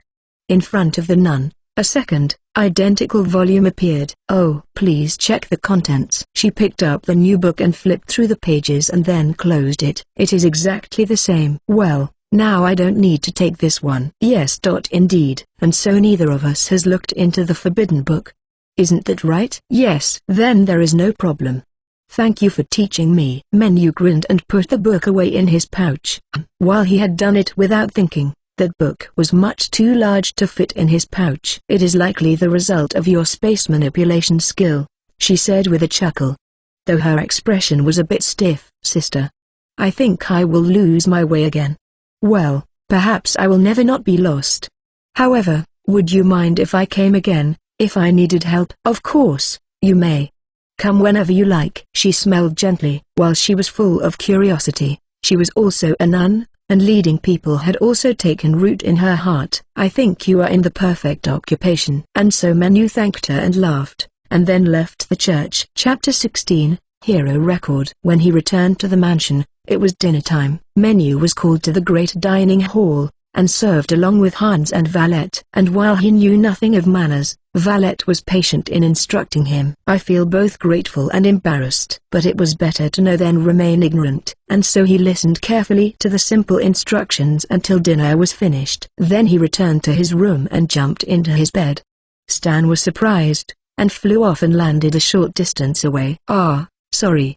I'm just so tired." "Pyro!" Stan cried, and after hopping around a little, he started to peck at Menu's pouch. "Ah, the hero's record. I suppose I should look at it." And so he sat up on the bed and took out the book. When he turned the pages, he saw that there were pictures, as well as the statuses. On the top right of the pages were the years it was recorded. And judging by the number of pages, there were records of nearly 400 years. He started reading from the first page. Indeed, here was a list of status, skills, and achievements worthy of a hero. "It is quite a relief to see someone who is above me." He continued to flip through the pages. There were hundreds of heroes. Some were equal, and others were above him in status. And there were so many skills. As the skills were also recorded in detail, he took notes of those who had the same skills as him. He became quite absorbed as he continued to read. By the time he finally closed the book, it was already morning, and so he left his room in order to tell Valette that he would be resting today. Right now, his mind was full to the brim with new knowledge. Menu had come to this world with the sole desire of drawing. But he also knew that he had so many abilities that would go to waste if he just drew and did nothing else. It was better to know than to not know. However, knowing didn't mean he would get an answer immediately. In order to organize all the vague thoughts in his head, Menu lay in his bed and closed his eyes. "Well, it's Sekka's fault. I said that I didn't need anything. All of these bonuses are causing me to worry. But I'm still grateful to him. I don't want to complain." Suddenly, his thoughts stopped, and his consciousness began to fade and float again. Huh? Why? Before he knew it, he was in that white world again. "You were feeling quite a bit of dissatisfaction in your mind, weren't you?" The English gentleman greeted him with a chuckle. So saying it in my mind counts as well." Indeed, he had likely said Sekka 3 times. "I'm honored that you think of me before bed. Still, is something troubling you?" "A little. But I know it's the kind of privilege problem that people would hate me for if they heard me." "Well, I won't hate you. Perhaps you would like to share it with me?" Sekka said as he gestured to the sofa. "When did that appear?" "Yes, I will then." And so Menu told Sekka what was on his mind. How having so much excessive talent was troubling him. He wanted to draw. But now he felt that perhaps it would be wrong for him to draw and do nothing else. It wasn't that he wanted to be a hero, like the ones he had read about. But he felt as if he had to make use of his talents now. As he talked, his thoughts began to be organized in his mind. "It's not that I'm ungrateful for this second life, and the bonuses. But right now, I have average looks, I can exercise and well, my brain is probably the same, as I am troubled like this. But when I was Kazuya, I felt as if I was leveling up by working as an animator. Even if I couldn't view a status, I could feel it for sure. Right now, he could not see it. Yes, Menu realized that what he wanted was to grow. To feel that he was alive. It was a primitive desire that exceeded the need to draw. I see. You saw the hero's record, didn't you? Yes. It was interesting. Even without bonuses, your status can grow so much. As you say, it's a matter of wagering what you have, and seeing how much you can increase it. Were you spying on me at the church? Well, I am a god. Could it be? Yes. The god in that world is me. Even if I no longer get involved, I accept their faith. What do you mean? According to Sekka, gods were like the embodiment of the collective consciousness of humans. It would be good if there was such a god that looked like this. The thoughts and beliefs of such people was what gave them shape. Well, it was actually much more complicated than that, but he simplified it for me. Sekka was the result of a shared recognition from several worlds. But for an earthborn person like me, he went by Sekka.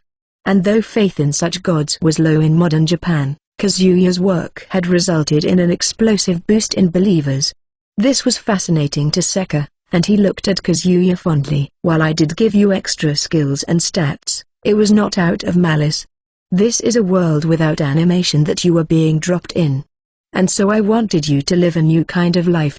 Without obstacles. I see. He was like some kind of worried parent. Seeing it like that, Menu felt even worse for being troubled about it. Well, it's only been 2 days. Very well, I will find my purpose in this life then. Please do. But, you do remember our first promise, that I live a life that meets the minimum of civilization. Very good. He had seen that Menu would still get obsessed to the point where he forgot to eat or sleep. After all, he had just stayed up the whole night. Sleep, eat, converse with others. That is enough. You will always have time to do things. Yes. Besides, you gave me the body to do it. Exactly. Yes, Sekka said as if suddenly remembering something. Stan, is it? I think he will be able to give you a good hint. Gar?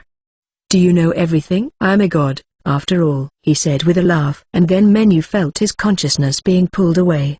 Apparently, he was going to wake up again. Well, I'll go now. And I'll report back when I find my goal. I look forward to learning about it. Sekka smiled as Menu plunged into darkness. Chapter 17, Learning from Predecessors. When Menu awoke, the sun was already starting to set. The nun had talked about wanting to learn about God. While he probably would not be able to introduce any to her, perhaps he could tell her what he knew. She had given Menu records from a book. A guide. It had created a bridge over the ledge that Menu had thought was a dead end. And so he decided to read it. He was starting to feel a thirst towards the knowledge and experience that he lacked. Menu discussed it with Valette and Hans over dinner, and they took him to the library in the mansion. He was very grateful. They treated him very well, thinking that he had lost his memory. Still, he could not keep his promise of a minimum, civilized lifestyle, if he locked himself up in the library. And after depositing his money at the Merchants Guild, Menu would go to the Adventurers Guild and learn martial arts and to use swords and magic, from those who had time to help. He also went to talk to the nun. If there was something he got stuck on in his studies, or he would listen to her stories of past adventures. I have even met a hero once. Huh? Seriously? Yes. It's not as unusual as you might think. Though, it seems like a lot of them are rather strange. Perhaps they were like Menu in his past life. Becoming obsessed with one thing often meant cutting off other things. While I was interested in heroes, I was also interested in the divine beasts and monsters that appeared in the book. And divine beasts too? Yes. As guardians are often found in dungeons. I see. Click. One piece fell into place inside of Menu. Thank you. I shall study a little more. Yes. Please come again if you have any questions. Menu returned to the mansion and stayed in the library. And like this, Menu maintained a lifestyle of adequate exercise, acquiring knowledge, and battle practice. He slept at night and woke up in the morning. He talked with people. He remembered to eat 3 meals a day. And then when 3 months had passed, he made a decision. In the meantime, there was a man who harbored negative feelings the whole time. That bastard. The man crushed the wooden cup with his fist. The apple wine covered his hand, but he didn't care. He was angry over a single incident. Giant trolls were high-ranked trolls with intelligence. Well, the intelligence of children. They stayed in their territory, and did not allow the other trolls to leave either. They were kings, and even if a hero were to fight them, it would not be a quick and easy battle. And so the fact that it had left its territory, suggested that something had caused it to go mad. That made them even more dangerous. And the man, Sir Ralph, was certain that he was a hero. His status and multiple advanced skills were proof of it. Sure, he had not maxed out his level yet, but he had thought that no one in the kingdom could stand against him. And yet, the adventurer with memory loss had beaten the giant troll with a single attack, and even summoned a divine beast. It had also been investigated whether or not the troll had already been injured, and there were many eyewitnesses for the divine beast. Apparently, he was learning from some adventurers now. It was not right. From what he had heard, this man was now living with Mr. Hans, the chief of the Merchants Guild. So considering that connected, he could not get involved easily. However, Sir Ralph's jealousy had been raised to a point where it could not be held back. "Excuse me. It has arrived." Sir Ralph had skills that included physical strengthening, mental abnormality resistance, body blade unity, and sword demon. And a sword had just arrived for him. One he had asked for a while ago, a demon blade that changed after receiving the wielder's magic energy.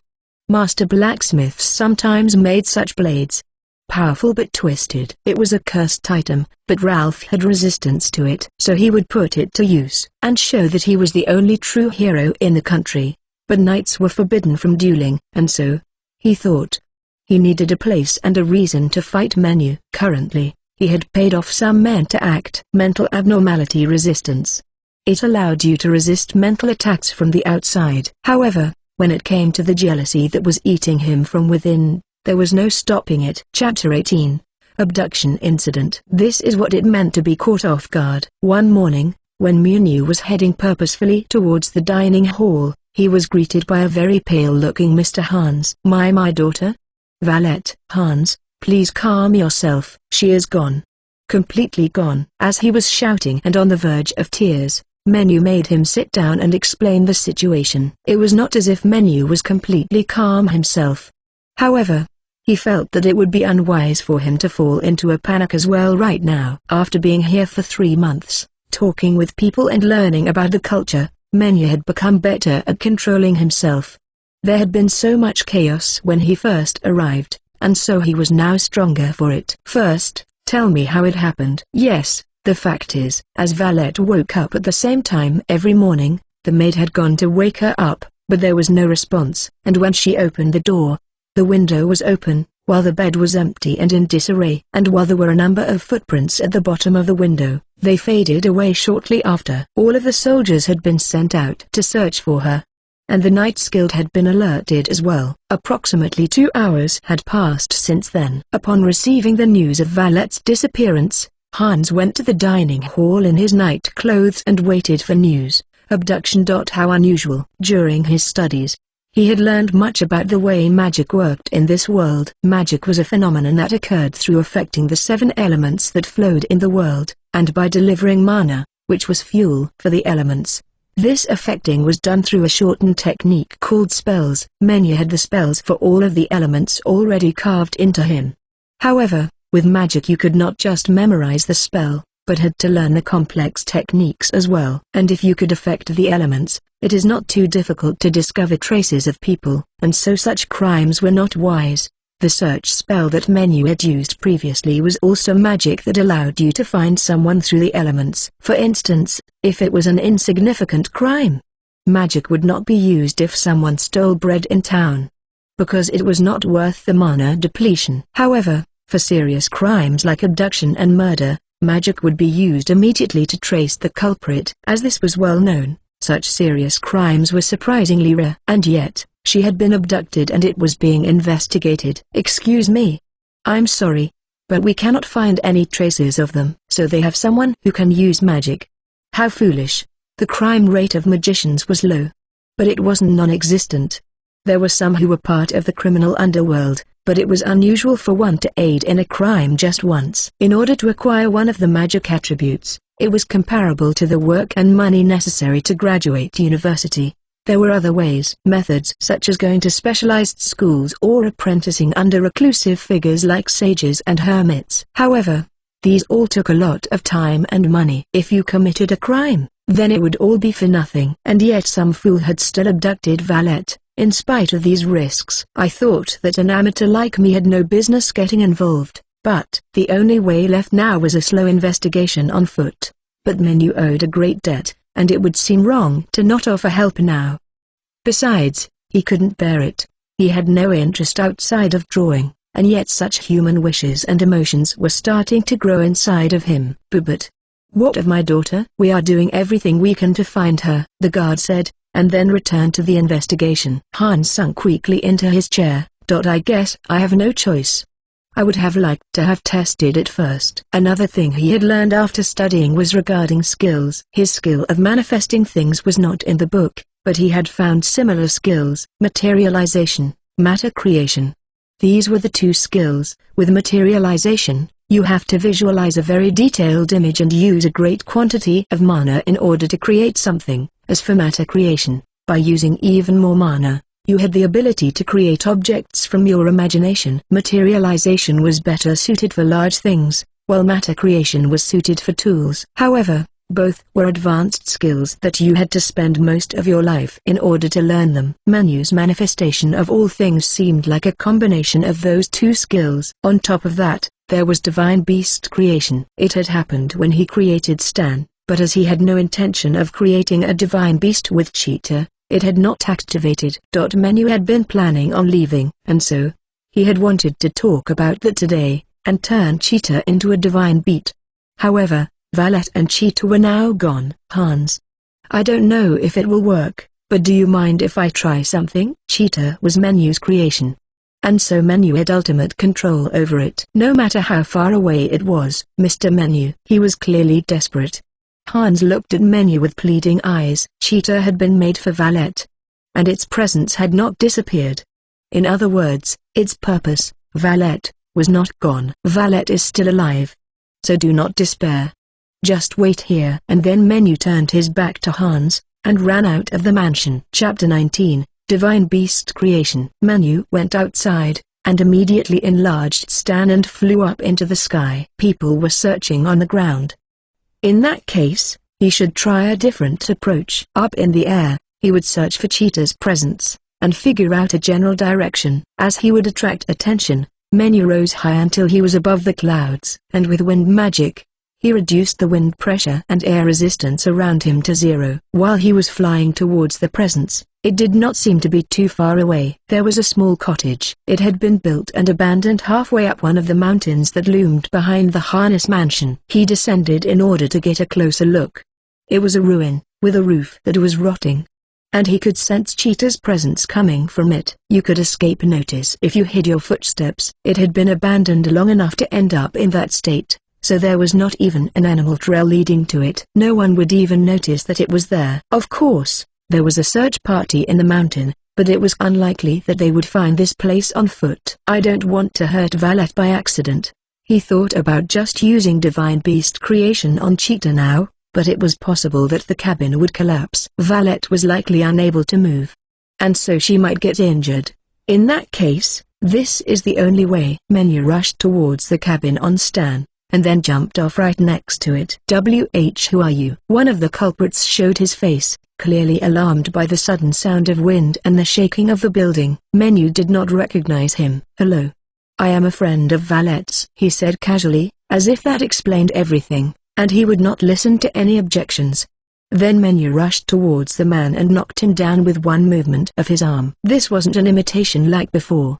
He had learned real techniques from people with such skills. At this point, Menu did not care about being seen. As long as Valette was not hurt, it was fine. He would suppress them before they could harm her. And so he rushed at a speed that the average person could not see.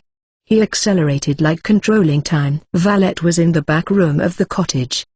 There were only 2 rooms to begin with, and so Menu suppressed the place within a minute of landing.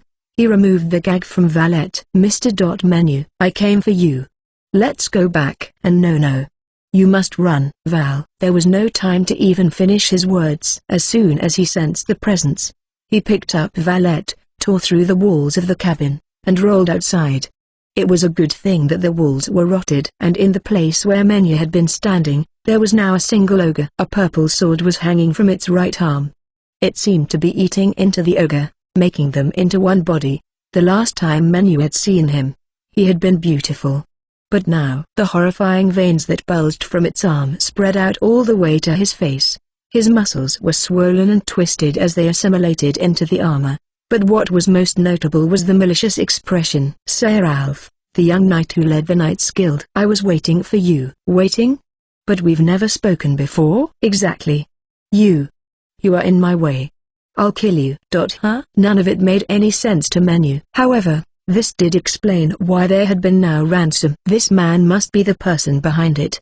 So he had abducted Valette in order to lure Menu here. Knights were not allowed to fight duels, and so this had to take place in a secluded area. A place that could only be found from the sky. Ah, this is unforgivable. Something inside of Menu snapped. He ignored the man in front of him and quickly untied the ropes that bound Valette. And then he put the silver clasp around Cheetah's foot. "What are you doing? I'll kill you." Sir Alf was clearly not capable of thinking logically. Menu continued to work without paying him any mind. He knew that Sir Alf could not move, and so he held his hand over Cheetah, and imagined a powerful blue bird that could protect her from anything. Cheetah shone brightly. And then a peacock-like bird with a long, beautiful tail was flying above their heads. Even Sir Alf was looking up dumbfounded. "Valette, you go on ahead. Your father is worried." "But it's fine. Cheetah will be with you." Valette looked up at the blue bird that landed next to her. It looked back at her with intelligent eyes. It was very calm, quite unlike the jealous little bird it had once been. As Cheetah had spread out its wings, I placed Valette on its back. "Cheetah will shrink down when you will it. Now, return to the house." "Sir Menu." "I'll be fine. This won't take long." Menu looked at the blue bird as it rose into the air, and waved with a smile. Sir Alf seemed to be forgotten. He did not move. Because he could not move, Stan was looking at him from the sky. As if he was prey. In spite of his stats, he was no hero. And now he was cursed by a sword. Stan was a divine beast, created as an embodiment of a god, and a powerful being. Humans were just weaklings in front of him, and Menu just happened to have complete control of Stan. There was no escape. Sir Alf knew that if he moved, he would be eaten in an instant. "I could just let Stan eat him, but even that seems too kind." Menu sighed and put his hand in his pouch. And then, instead of his usual brush and sketchbook, he pulled out the dagger that he had first acquired in this world. Chapter 20, Unforgivable One. Menu was angry. He felt the rage to his very core. First, he did not know the reason. They had bumped into each other once in the town. That was all. How did that result in abducting Valette and a murder attempt? And then there was the method. A practice battle in the Adventurers Guild would not be counted as a private duel. And so he could have just beaten Menu into a pulp and called it training. Menu would not have harbored a grudge. And yet this Sir Alf had taken the first friend he made in this world, and used her as bait. Just to lure Menu out, she had to experience the fear of being bound and abducted. It's all so ridiculous. Menu pulled the blade from its sheath. This short sword had been made by a god. It could not be replicated in this world. It was a unique weapon. And it would cut anything that Menu wanted. "Shut up. Unbind this evil curse." Hearing the request of Sir Alf, who still could not move, Menu made Stan land on the roof, where there was a pillar that seemed durable. It was impressive that he could still threaten to kill Menu, when he could not escape Stan's eyes. He really was mad. Immediately after, Sir Alf was able to move again. He had thought about taunting him while bound, but that was not enough. The third thing he had learned during his studies, by combining manifestation of all things and the growth support skills, Menu could take things he drew or wrote and incorporate them into his own body. Furthermore, the knowledge and experience gained through controlling time would multiply by 100 than the actual time that elapsed. He read every book in Hans's mansion as well as the church, and learned new skills from the adventurers. He did not stop thinking until making that discovery. That led to Menu's growth. On top of that, through magic creation magic, Menu was able to do enchants. He added search to both eyes. A black magic circle appeared in front of Menu's eyes, and was sucked in. The man who ran towards him wielding a sword. He searched for Sir Ralph, and letters appeared in his head. Abnormal status, demon sword possession, and jealousy were the skills in effect. There were also others like body enhancement and sword fiend, but those were not a problem. Jealousy? He could not understand that either. I'll kill. Kill. With short sword in hand, he relaxed his eyes and parried the sword that slashed at him wildly. It was then that search displayed, cut off right arm to return to normal. Apparently, that was how you deactivated the demon sword. It's inconvenient if you can't talk. Their swords clashed and sparks flew. Menu then pressed in and swung, cutting off Sir Ralph's arms at the shoulder. The arm fell to the ground, but continued to move. However, Stan swooped down and picked it up before returning to the roof. What would he do with it? Menu decided to not think about that. There were things in this world that it was best to stay ignorant of. Still, things had been settled in an instant. Menu had won. Ugh. Sir Ralph fell heavily to his knees and held his shoulder. However, he was not bleeding, and from the stump, a new arm grew out immediately. There was no arm or cloth covering it. It was completely new. What Menu had cut was the jealousy, that was all. Sir Ralph was looking at the arm with a stunned expression. He moved his hand, clenching and unclenching. He could move it freely. It was real. So, Sir Knight, are you going to give me an explanation? Menu walked towards Sir Ralph and used the flat of his blade to raise the knight's head. And while his mouth was smiling, his eyes were not. Now that the jealousy was cut away, the man was silent, and looked away. According to him, he really did feel pure jealousy. However, it now felt like a distant memory. Sir Ralph had been considered a genius who could do anything from a young age. Thanks to that, his status continued to grow, and he reached 3 digits in no time. He was educated as a noble, and had always believed that this would make him a hero. With this belief, he continued to train and study, becoming a knight as part of his journey to being a hero. And he even rose to the top of the Knights Guild. And it had just been on his annual patrol of this town, that the giant troll appeared. Giant trolls were strong and had tough skin. Even heroes took time to slay such monsters. And so he took his weapon and went to the gate in order to defeat it. And then he saw it defeated with one attack. On the following day, I summoned a divine beast and attracted more attention in the town. And so Ralph's jealousy grew even more. He then investigated Menu, and discovered that he was a man who lost his memory during his travels, and was ignorant of the most basic things. Ralph had worked hard for his goal, instead of relying solely on his gifts. And yet someone had suddenly appeared who seemed to exceed even the heroes. Perhaps it was no surprise he would resent it. It would be one thing if it was a proper hero. But this man was learning basic fighting techniques from adventurers at the guild. It must have been very aggravating. Yes, there are people like that. Good artists without much experience. Thankfully, they usually end up in some other profession. But even I sometimes wondered why I had put so much effort into it. And it was while he was consumed with jealousy, that the demon sword arrived. And though he was sure that he could use his skills to control it, the jealous skill suddenly activated. Apparently, it branched out from a skill that was supposed to allow you to wield a sword as if it was a part of your body. I see. Not only is it against the conduct of a knight, but a human being.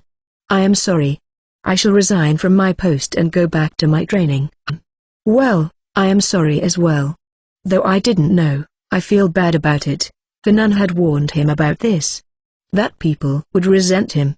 And she was right. This meant that he had to be more thoughtful of his influence. He carved those words in his heart once again. He was not as aware of his surroundings as he should have been. Stories of other worlds had been popular in his past life. So perhaps there was a part of him that did not think of this as being completely real. He could not offer an explanation about his reincarnation bonuses. And so he thought of something he could say to satisfy Ralph. Well, what do you mean, train again? I think I shall go on a journey. Find a master who I can train under. Then, why not come with me, huh? Menu sat down on the ground. Behind Ralph, the others who carried out the crime were trying to escape from the building, but Stan glared at them, and they stopped. I lost my memory and can't use my summoning arts very well. and so I want to travel around the world while making contracts with divine and magic beasts, and meet heroes. By traveling, I want to become a proper summoner again, a beast summoning master. You want to train again, right? My journey will not be an easy one. What do you say? Menu offered his right hand. Somehow, he felt sure that the man would agree to it.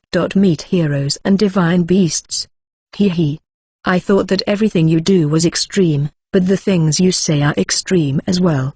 Very well, I accept. Ralph put his right hand on top of Menu's right hand, and then Stan spat something out. It was the demon sword. He still had no idea what happened to the arm. Ralph hesitantly picked it up, but this time, it did not eat into his arm. Now, I'll help with your equipment later. But for now, go and eat some terrible food. Huh? There he is.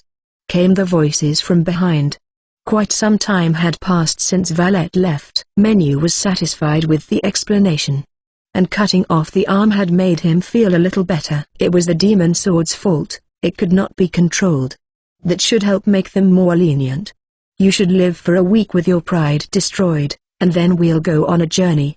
The responsibility was a different matter. Ralph looked exasperated, and let out a sigh.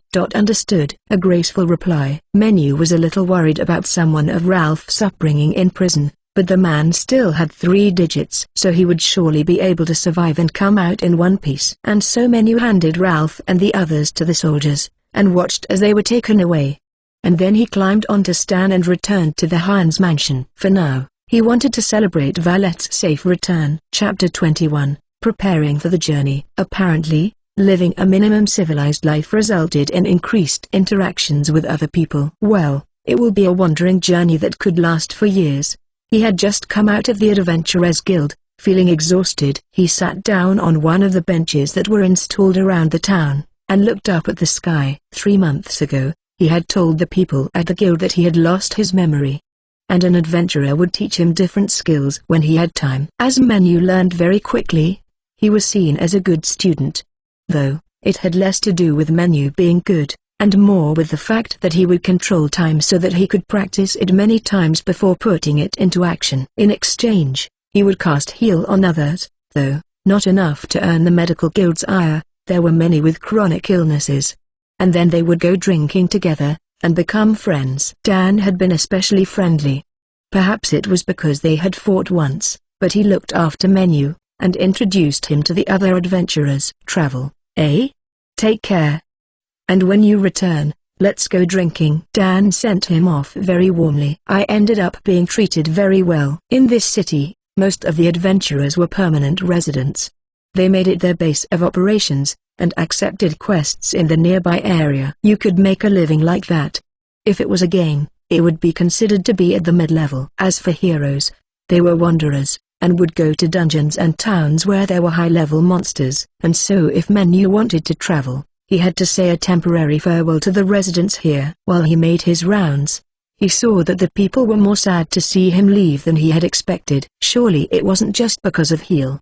As adventurers, they were used to saying goodbye. Currently, Menu was making his way to the Merchants Guild. While he had deposited his funds here, as he withdrew little by little, in order to pay for drinks, he became quite familiar with the place. And so Menu wanted to tell them that he would be leaving. Aside from money for his travels, he also needed to buy Ralph some new gear.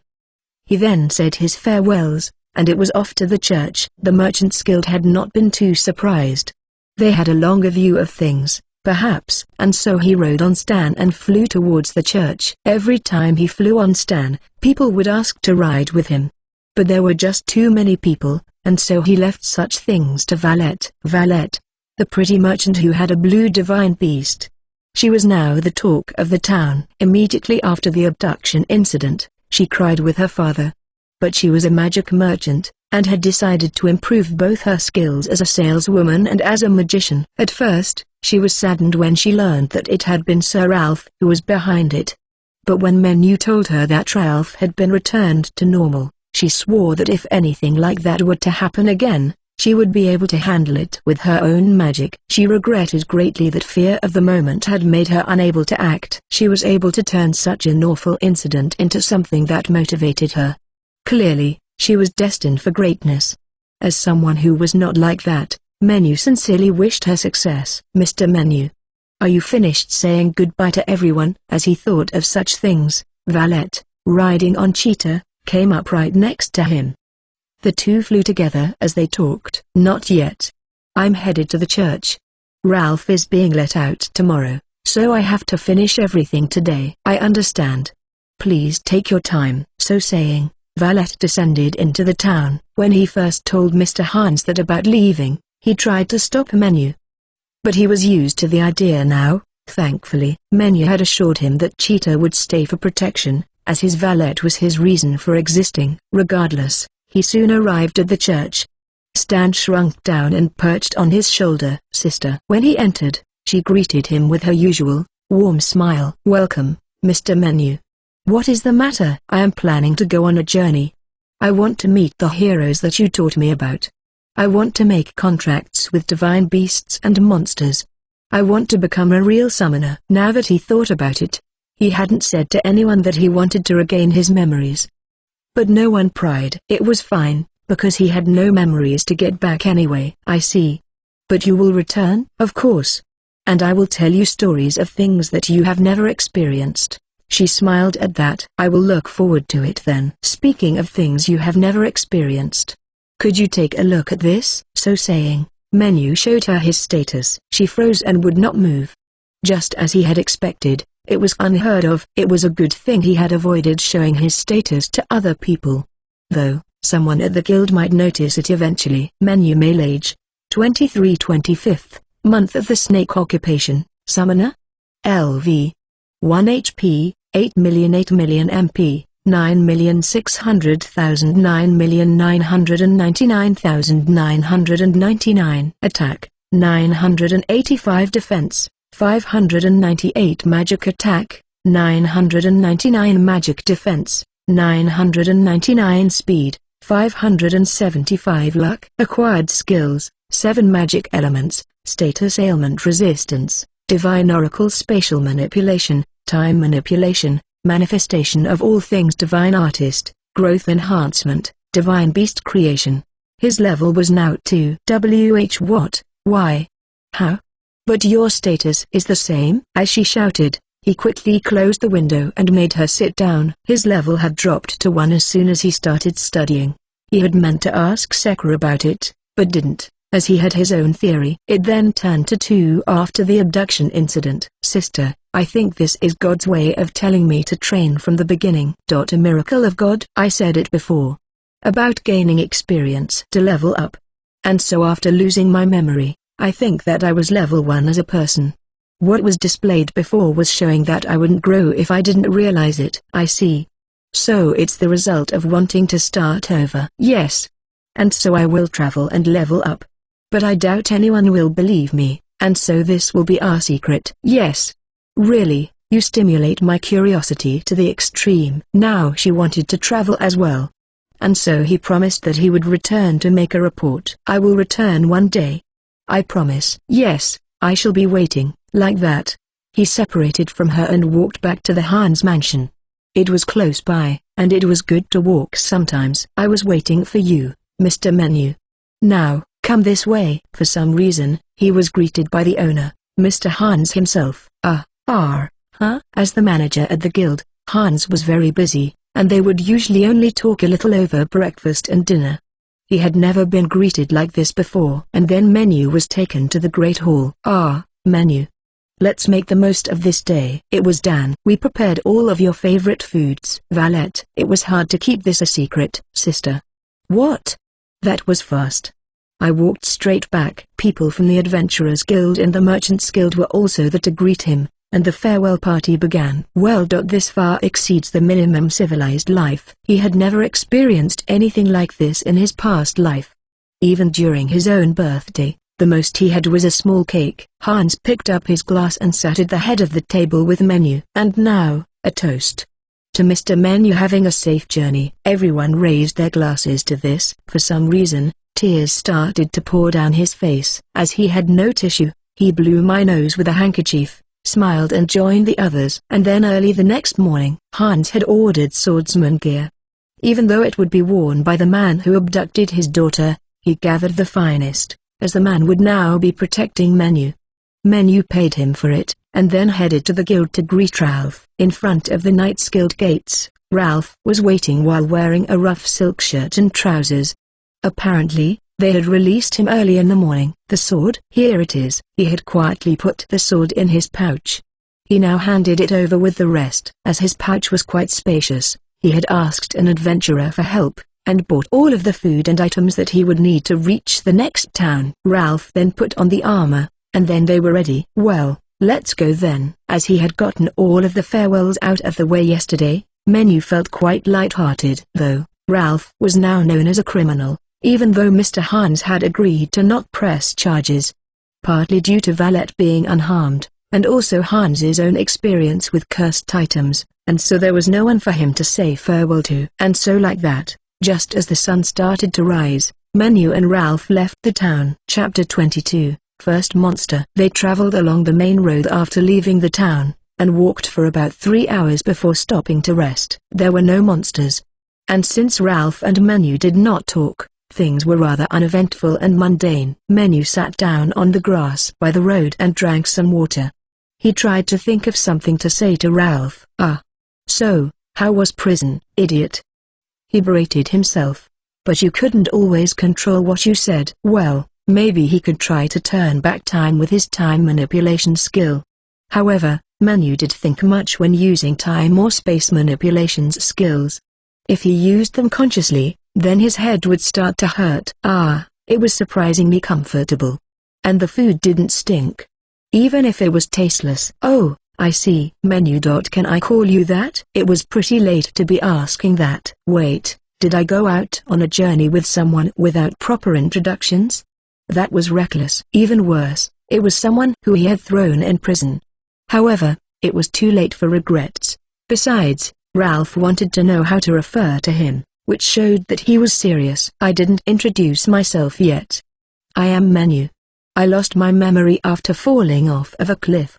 Nice to meet you, he said, and then showed a part of his status window. Level 2, why are you alive? He seemed to say with his eyes. That?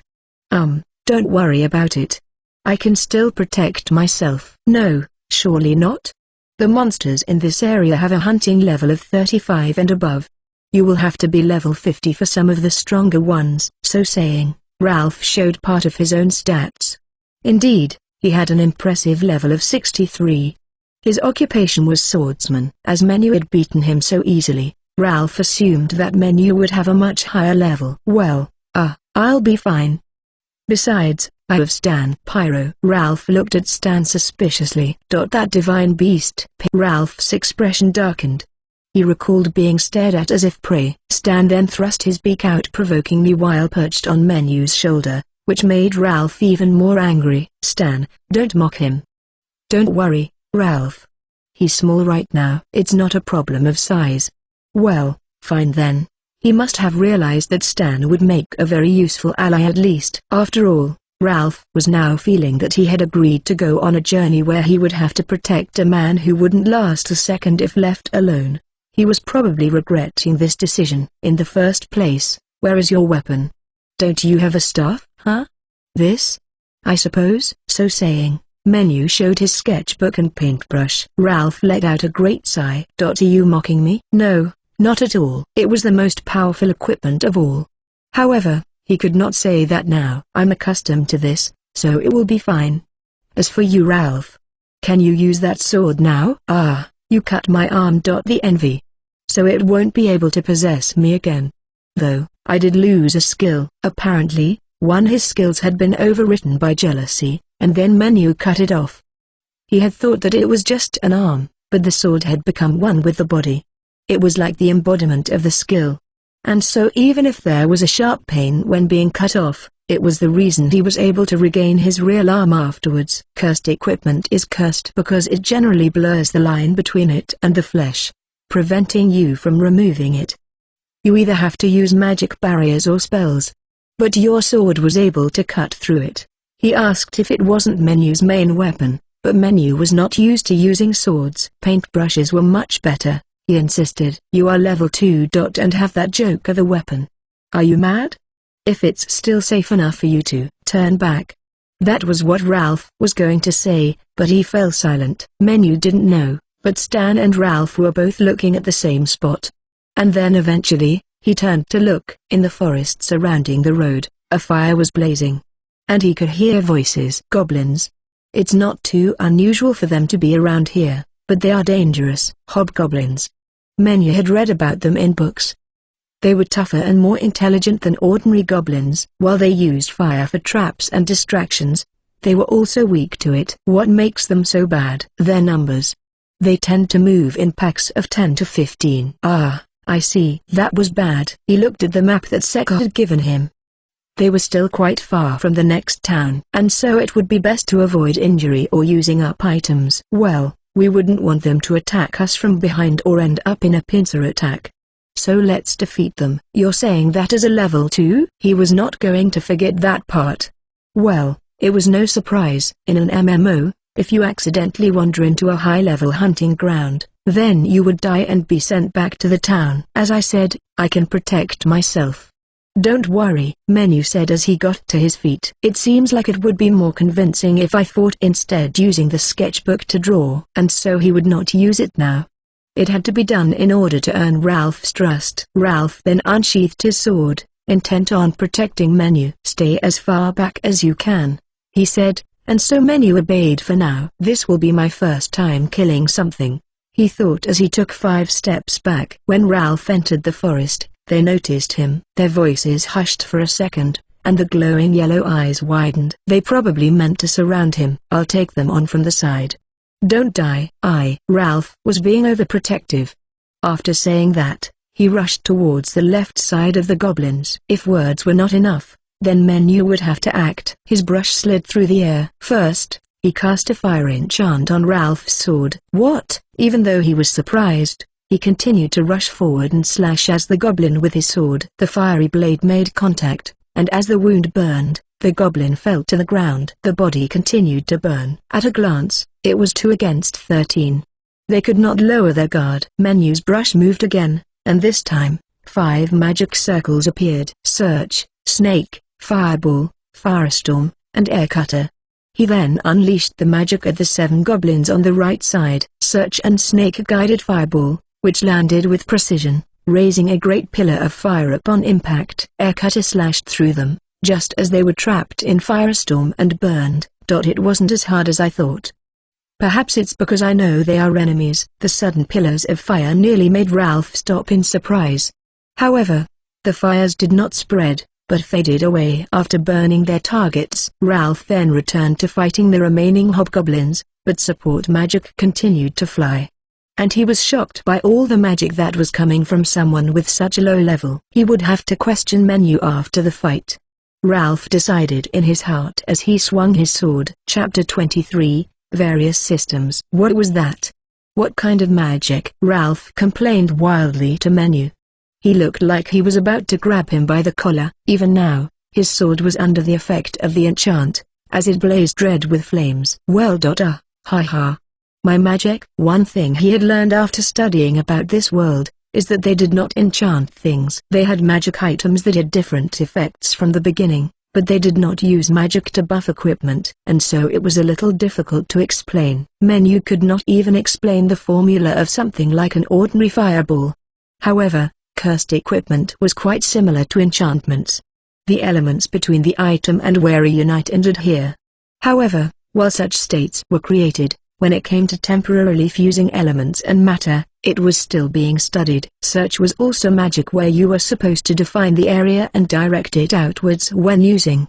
But Menu could use it on a person's eyes, making their entire vision affected by search. Menu's creation and modification magic were a very good fit for his divine artist and manifestation of all things skills. When he thought, it would be nice for such magic to exist while drawing, then that magic would be created. The manifestation of all things skill would automatically do all of the complicated work of formulas, and the new magic would appear in the list with a name. The one used for Ralph was called Flame Enchant. He could not use magic to do anything that deviated too much from the rules of the world, but Menu greatly enjoyed drawing with this magic paint. Perhaps it was the joy of drawing things that people could understand. It was not interesting to draw things that were not understood by anyone. After all, an animator's job was to convey the story to the audience. The last 5 combined spells had also been made with modification magic. He just had to imagine it while drawing, and the magic would combine just he wanted. Menu saw it as drawing while the world was his canvas. Ralph's platinum hair was in disarray, and he looked like a demon while questioning him. Hey, wasn't the curse broken? What is going on with your status? Do you have to ask that? Menu did not want to show it, and so he averted his eyes. Ralph had already become jealous of him once, and the nun's words were carved in him now. He had to get out of this somehow. Actually, it seems that before I lost my memory, I earned this skill for the 7 magic attributes. What? You have 7? Wait, are there more than 7? That's right. So I'm pretty good with magic. Since his physical attacks and defenses were not as good as his magic attacks and defenses, he was not lying. I see. Ralph seemed to be satisfied by this, and regained his calm. While Menu did not understand, he supposed that it really was an incredible skill. Look what you've done, Sekka. Still, drawing magic was so fun that he could not help but smile. The martial arts used when stopping me, a coincidence. I just happened to be learning it at the time. And then the enchant effect ended. Ralph waved his sword around suspiciously and then returned it to its sheath. While he had studied passionately, Ralph was not very bright when it came to magic. His skills leaned heavily towards sword techniques. In that case, Menu should be able to fool him. So, I'll be able to support you with magic. Alright. I admit, it does make fighting easier. But be careful. Apparently, he was worried about things like MP depletion and the enemy targeting Menu after being attacked. While he looked suspicious, he did not say any more than that. Indeed, I was not paying any attention to MP depletion. If they were traveling together, he would have to think about MP more, and abstain from using too much. Though he probably had enough that he wouldn't run out. Still, he brought up part of his status, and just as Ralph looked away, he showed the rest so that he could confirm it. However, what? Look. Level 3. Ralph looked puzzled for a second, as Menu showed him his status so innocently. Indeed, it did say level 3. Perhaps it was because of the fight earlier. Congratulations on leveling up. Thank you. While it was unlikely to affect his status, he still felt happy. This was what growth felt like. No. I'm sure you have money for your travels, but I have none. So, let's gather the crystals. Crystals? Ralph looked at him with pity. So you really have lost your memory, huh? Monsters. When defeating them, they drop element crystals. Monsters are sentient clumps of elements. So when the crystals are left for too long, they become a monster core. But if you gather them and trade them in at the guild, they are processed and used for magic items. Well, we definitely can't leave them here then. You could never have too much money, and he did not want to create more monsters. And so he would gladly contribute to humanity's development and tomorrow's food fees.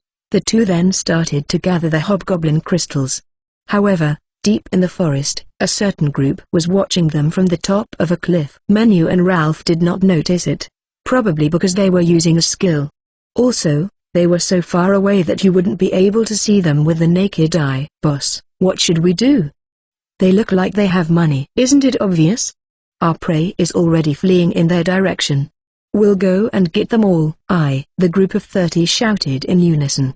But Menu and Ralph were too far away to hear them. Chapter 24, A Real Elf. It was just when they had finished gathering the hobgoblin crystals, and were about to leave. With a loud rustling through the tall grass in the forest, she moved towards Menu, and crashed into him.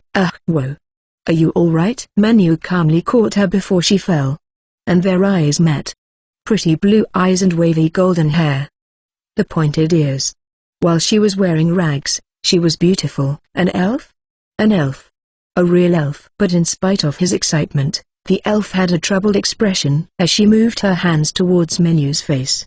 Don't touch me, you fool. And a short-range explosive magic attack erupted in Menu's face. Her expression and acts don't match up. That was the last thought he had. The magic attack had exceeded his 999 magic defense, causing him to lose consciousness. But as the elf looked at Menu fearfully, A man approached her from behind. It was Ralph. His hand came down before she knew what was happening, and with a cry, she too fell unconscious. Ralph had thought that Menu's head had been blown right off. But once he moved closer, he saw that he was still alive. That was why he didn't attack with his sword. He then picked the two up and pulled them to the side of the road where it would be safe. Menu awoke to the sounds of a crackling fire. When he opened his eyes, he saw a sky full of stars and fire sparks drifting on the currents before disappearing. "You're awake, Ralph." "Sorry, I don't remember what happened. I think I was hit by magic." He held his forehead while sitting up. Next to Ralph was the elf who had shot him. Her limbs were bound now, and she was gagged. MMMPH. "So it wasn't a dream." "I'm surprised that you're still alive," Ralph muttered as he added some wood to the fire. Menu only had to look at the elf to know what there had to be some reason behind it all. "What should we do? Have Stan glare at her?" "Good idea." Stan was hopping on Menu's shoulder, and was completely fine. However, he did look a little angry. Menu had almost been killed right in front of his eyes, after all. And so Menu made Stan enlarge and then told him to glare at the elf. "TSK. If you insist," Stan seemed to say as he glared. And the elf became quiet. Apparently, that intimidating look was effective on elves as well. "Now, I would like to know why I was nearly killed as soon as we met," Menu said after removing the gag from the elf. "Stand back. For I am the queen of the slaves, Mamnak," she said with a quivering voice and teary eyes. Menu glanced towards Ralph. "I am Menu, and that's Ralph. And Stan is the one glaring at you. We are just travelers, who have nothing to do with you, Mamnak. But will you tell us what is going on?" While Menu sounded calm, the meaning behind his words was still, "After pulling something like that, you will have no choice but to explain yourself." And Mamnak was not so foolish as to not understand it, and so she began to talk. Chapter 25, Elf Merchant. Mamnak then explained the situation, while Ralph helped to fill in the gaps in Menu's knowledge. "While slavery is forbidden in this country, it is different elsewhere. And so sometimes, people are taken from this country and shipped out. I was captured by a merchant who deals with elves. Elves are rare and live long lives, and rarely have children. Elves tend to be fair and strong with magic. But on the other hand, they are incredibly weak to physical attacks, and so they can be taken down as long as they don't sense your presence." Macnam gritted her teeth as Ralph explained it. In other words, they were weaker than humans when it came to attack and defense ability. So it was no wonder that she might have misunderstood when Menu caught her. While that made sense, he was still not sure why he had to be attacked like that. "If you only knew how many bitter memories I have since I was born, thanks to humans. Still, I unleashed my most powerful magic at you. Why are you still alive?" Macnam looked at Menu tiredly. Ralph let out a resigned sigh. So, he had meant to blow Menu's head off. "Apparently, I'm quite durable. So, are you going to apologize?" "I am sorry. I am. So, please make the divine beast stop. I think it wants to eat me." Macnam bowed her head desperately. If the previous attack was her most powerful, then Menu had nothing to fear. And Ralph could defend himself as well. So it should be fine. And so he made Stan shrink again and perch on his shoulder. "Yes. Well, I was fine. I hope you won't do that again. By the way, what do you mean? Since you were born?" When capturing elves, several barrier masters work together to block all magic in the village. And then they gather everyone together and put them in a cage with a small barrier. Otherwise, the elves will counter with magic, and it will all be over. So they are kept inside that barrier until they are needed. And while some elements spill inside, the element that gives up life dries up in a week, and they die. So perhaps they were like something between humans and monsters. No, between humans and spirits. By eating, we absorb the elements and live longer. And 15 years ago, my mother and her villager were caught. And it was in that state that I was born. I absorbed the elements from the elves that died, and so have more mana than most. Though, my mother died there. But humans are so dull, that they never noticed my power. I was a hope for the other elves. I had power to break the barrier. I was on my way to get help, when you crashed into me." "I see. Would they have helped in the town?" I asked Ralph. "Aye, the knights guild would. After all, It is strictly forbidden by the law. However, Mamnak, could you have not used your magic to annihilate them? Indeed. With such powerful magic, it should have been easy enough. No. There are over 50 of them. And most of the elves were sent out already, so there were only 10 of us. We would have been caught by the others eventually, Menu thought. Perhaps they should escort Mamnak back to the town? However, the situation had changed rapidly. Pyro. We're surrounded. Stan and Ralph realized it at the same time. Menu raised his face in surprise, and saw that men were moving towards them from every direction. Damn it. What should I do? He could make Stan attack them. But then he realized something. He didn't have much mana left. If they were attacked from long distance, he would not be able to fight back with magic. That would be lethal in the darkness. The bonfire was fading. Because the energy needed for it to burn had disappeared rapidly. The men must have a barrier master with them. Mamnak looked anxious, while Ralph looked angry. Menu scratched his head as if not knowing what to do. Then one of the men stepped forward and crushed the remains of the firewood under his boot. He carried a thick, single-edged sword in his hand, and he was very tall. I'm Garland, the vice leader of the Wyndham Eyes gang. The prey over there belongs to us. We'll be taking her, and you as well, he said with an ominous laugh, and then looked at Menu. There was power in numbers. Menu thought as he looked over to Ralph. There might be others. It would be best to allow themselves to be caught for now. They decided. And so Stan gently descended from Menu's shoulder, flew under the legs of the men, and went outside of the barrier. Chapter 26. The Wyndham Eyes gang's base. It was like an anthill, a fortress made of raised dirt, perhaps about 2 stories high. It had quite an impact, and looked ominous in the middle of the dense forest. Menu could sense the presence of people moving inside. There were windows that appeared to be natural holes, and the flicking lights of flames could be seen. Maybe someone was patrolling. Hey, keep walking, someone shouted at them as they headed towards the hill. Their arms were tied in the front. Mamnak was in front of him and Ralph was behind. And they were all connected by a rope. Stairs appeared up ahead. They seemed to lead to the underground. However, they were not led down the stairs, but passed it to the center of the hill. There was a hollowed-out chamber in the center, as if it had been dug.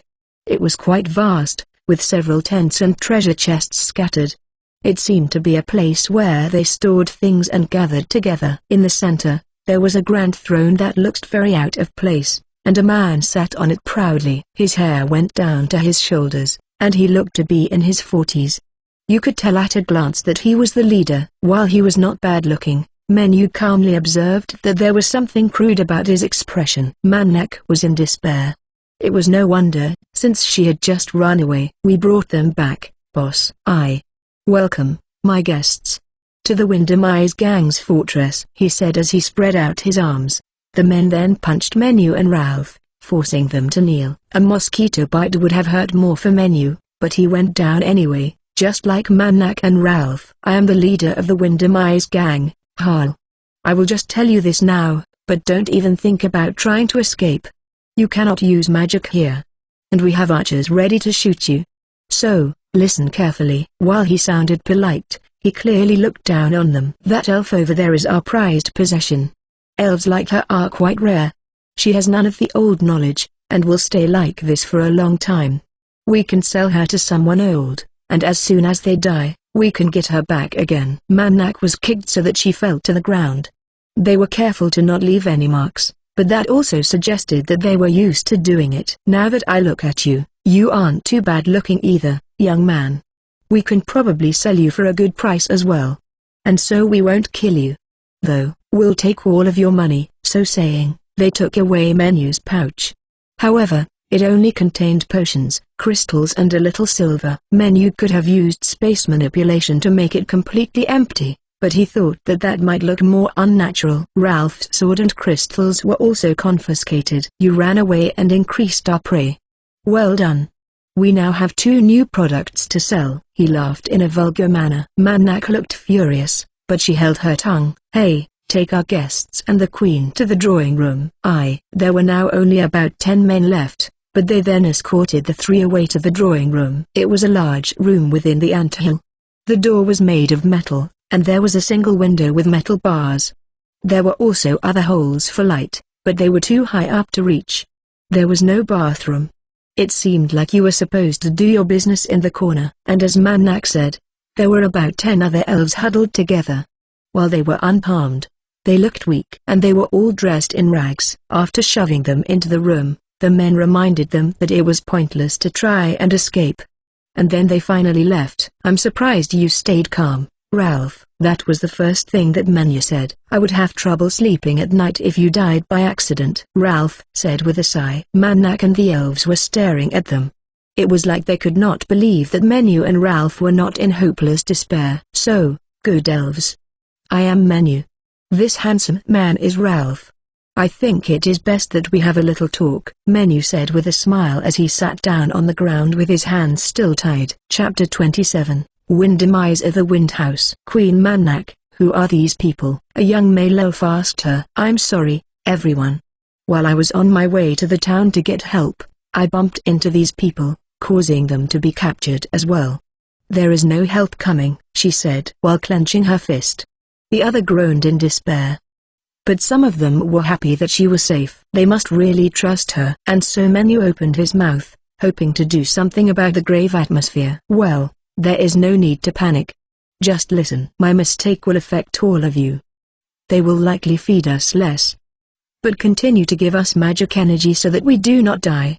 I hope we can all survive." "To what we understand. Even now, while not as strong as you, we have high magic energy. We shall survive no matter what." "Listen to me." This surprised even the elves, and they finally turned to look at Menu. Ralph sat next to him with his eyes closed.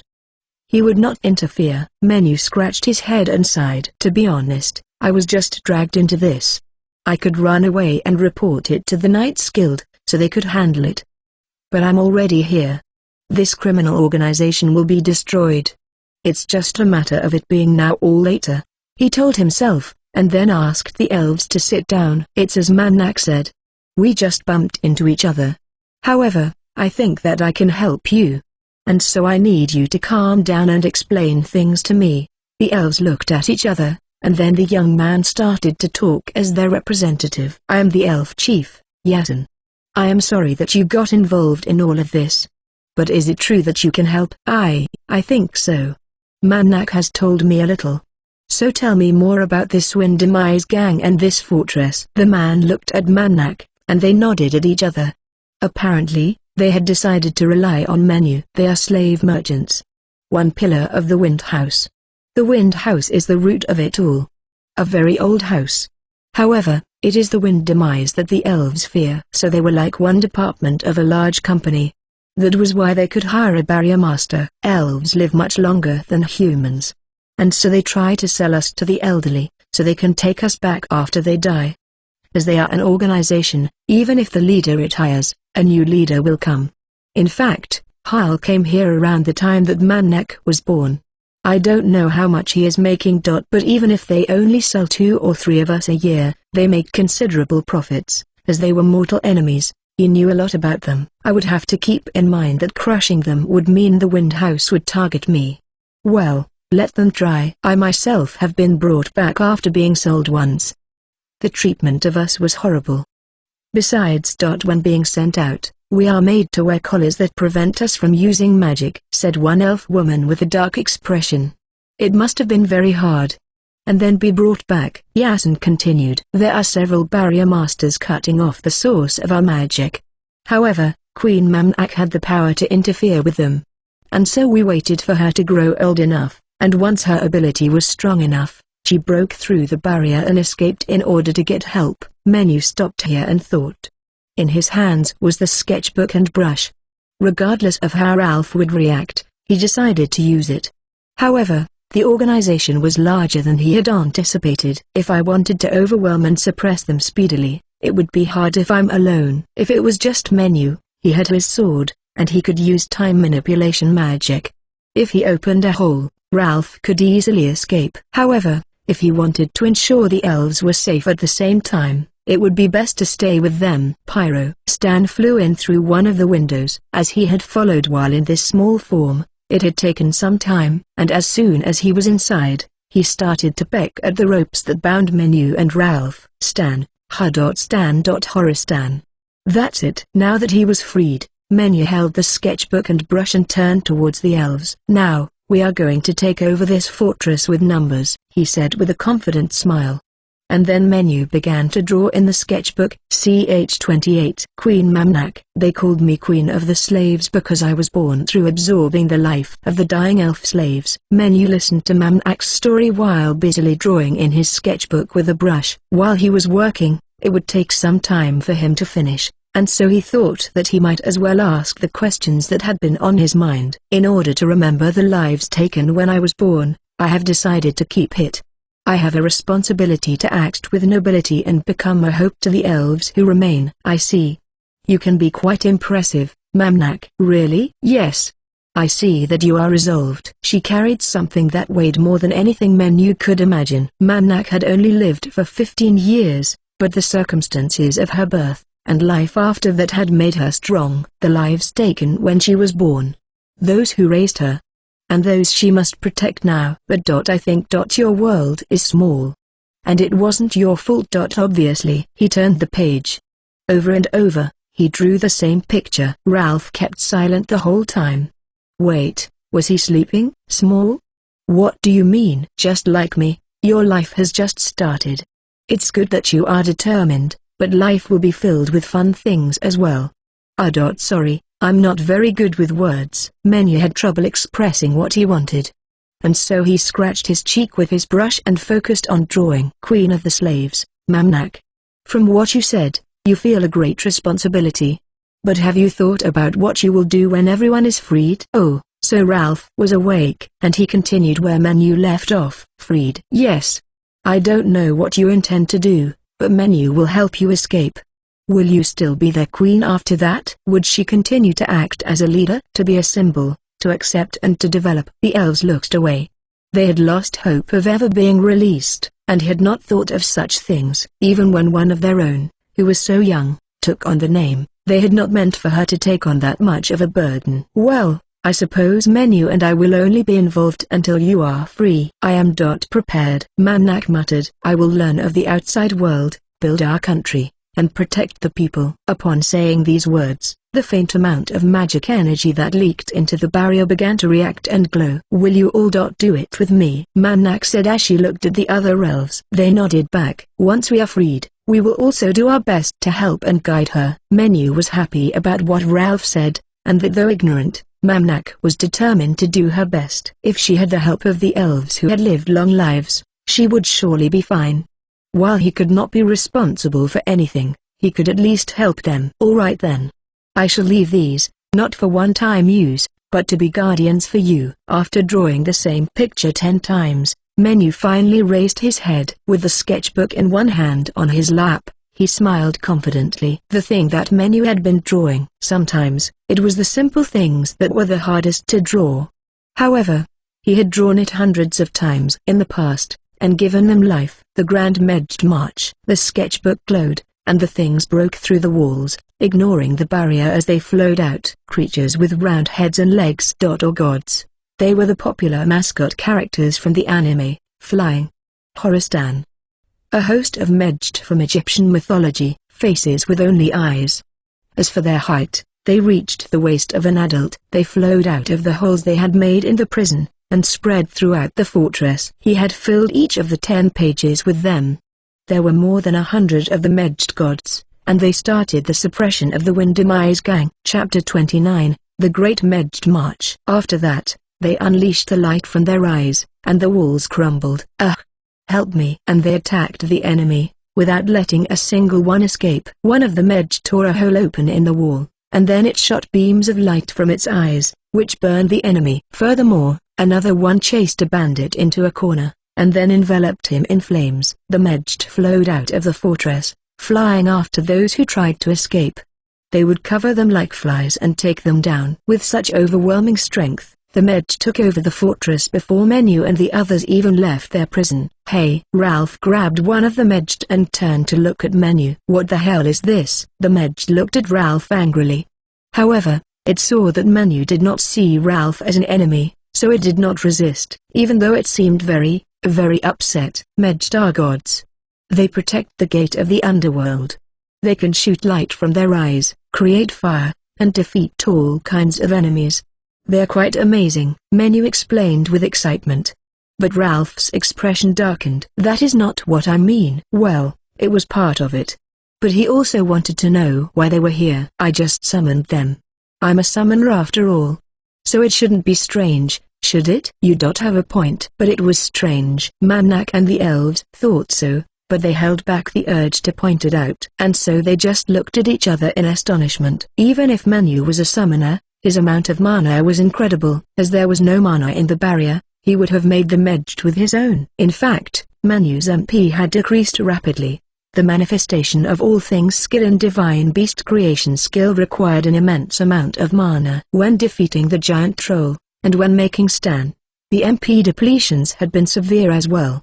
However, as Menu had more MP than most, he and those around him did not notice it. However, these were elves, who knew a lot about magic. And so they understood how abnormal this was. Normal summoning arts were similar to magic. You would summon the creature, and give them your energy, which allows them to recreate their body in a faraway place. In other words, the body was a copy. Divine beasts and demon beasts were made of magic energy. Sending your consciousness over to the summoner was not too difficult, because everything is connected. While Menu had said it was summoning, whether it was summoning or the divine beast skill, it was still abnormal. And so, I thought that I might be able to use it. Thought? Why would you call out so many of them? Why not? I'm going to give them to the elves anyway. They can be used for restoration, building their country, and to free other slaves. But they are gods, said Ralph, who was grabbing one as he spoke. The Medjed flailed its limbs until Ralph let go, and then it flew off in order to help the others. The sounds of chaos echoes, as did the sounds of something being burned. The sounds of crumbling bricks too. Things breaking. A most fearsome symphony of destruction. Speaking of gods, you go and help them, Stan. As Stan grew larger, Ralph averted his eyes. He still did not like the giant bird. He would probably keep quiet now. Stan let out a high-pitched cry, and then flew out of the fortress. Now, we just have to wait for the chaos to die down, Menu said to the elves with a reassuring smile. They had been imprisoned for so long. And then Queen Mamnak had brought Menu to rescue them. And now they felt the protection of the gods. The elves folded their hands in prayer. Oh, he is using Medjeds. In a luxurious room. At a glance, it looked simple, with its wooden furniture. However, the plates above the fireplace and the paintings on the walls were first-rate and cost a fortune. It was night time. In the darkness of night, you would not be able to see anything in the room if it was not for the light. Only a single candle was lit, and flame illuminated a man with deep blue hair. He was still young, perhaps about 20. While his eyes were downcast, it was as if he was looking at something that was far away. Sekadot, or is it Osiris? He muttered.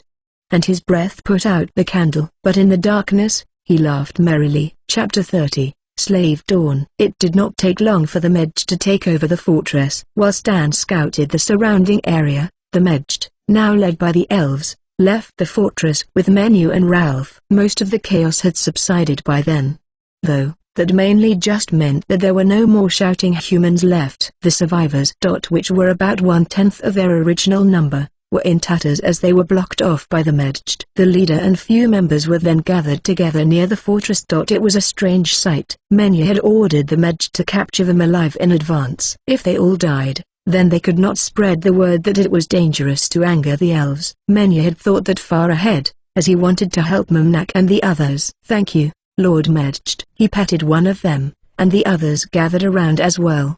Though, they still had to watch the fortress and gather items. Once the fortress was completely empty, the Medjed stood apart at equal distances and surrounded the area in a big circle. Mamnak, raise your arm like this, and then swing it down. Yes, yes.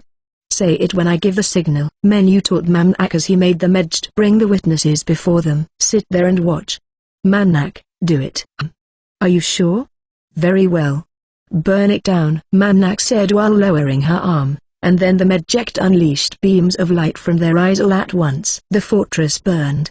In a flash, it was enveloped in light and evaporated, leaving nothing. The ground was now flat, and smooth like glass. Hal, Garland and the others were speechless as they watched. The elves are protected by the guardian deities. Any further attempt to hurt them will be dangerous for you. I would not advise it, Menu said as he squatted in front of Hal, causing the man to shriek before falling unconscious. On further inspection, the others had fainted as well. While I was the one who instructed her, it definitely was shocking. Their home had been demolished in an instant. As their business required them to stay in one place for a long time, it was all the more shocking. It didn't matter if they were in a building. Barriers meant nothing. There was the fear that anywhere, and at any time, they could be killed. What will you do now, Queen? Menu asked as he pointed at the unconscious men. They could be executed. I have no idea how much pain the elves experienced at their hands. And if they were part of a larger organization, then there was likely someone watching from a distance anyway. Though, this one is supposed to be the leader. He could hand them over to the Knights Guild. Their testimony there would spread, and then they could be executed. Or he could just have them die now, so the elves could get their revenge. Though this was an issue that could affect the future lives of the elves, Menu was not thinking about it too deeply. Hey ha ha ha ha ha. Manak laughed. For the first time in her life, she raised her voice and laughed. It had only been a few hours since they met, and yet she had already been allowed to taste freedom. And he was also allowing the elves to make this decision. Had Menu instead demanded that the elves become his underlings, they would have obeyed. But he had given them guardian gods. In a way, he was like a higher god to them. It was funny that he would even ask. She held her stomach as she burst into laughter. Are you all right? Did I say something strange? Menu said frantically as he tried to help her. And then Manak regained her calm. They should be judged by the law. That way, word will spread to the other villages, she declared with a refreshed expression. Her first decision as queen. Then that is what I will do. But what will you and the elves do now? Menu. Do you really mean to give those gods to us? It was such a great power. Was Menu not scared about giving such a thing to elves that he just met? Huh? I can't take them with me. They will draw too much attention. And I want to travel like a normal person. I do not want to travel with them either. Ralph agreed with a slightly bitter voice. You too. I attacked you on sight, just because you are human. And yet you are not worried? Menu and Ralph looked at each other, as if they had forgotten about this. Yes, these elves saw humans as enemies. If they wanted, they could easily take over a human city with these medjeds. Mamnak. Do you mean to have your revenge on the humans? No. I will not. If it was not Mamnak, then Menu would have surely not left them edged with them. He would have made them so that they would be erased after finishing their work. Other elves would have killed these humans themselves, and then sought revenge on the others. But Mamnak had sucked the lives from other slaves for years, and had a different kind of burden on her shoulders. Instead of being consumed by hatred, she had decided that the criminals should be judged by the law. As their queen, I must be proud and just. Menu had not realized it yet. Mamnak did not realize it either. That when she declared the words in the prison, the mana had reacted and shone. This was a contract.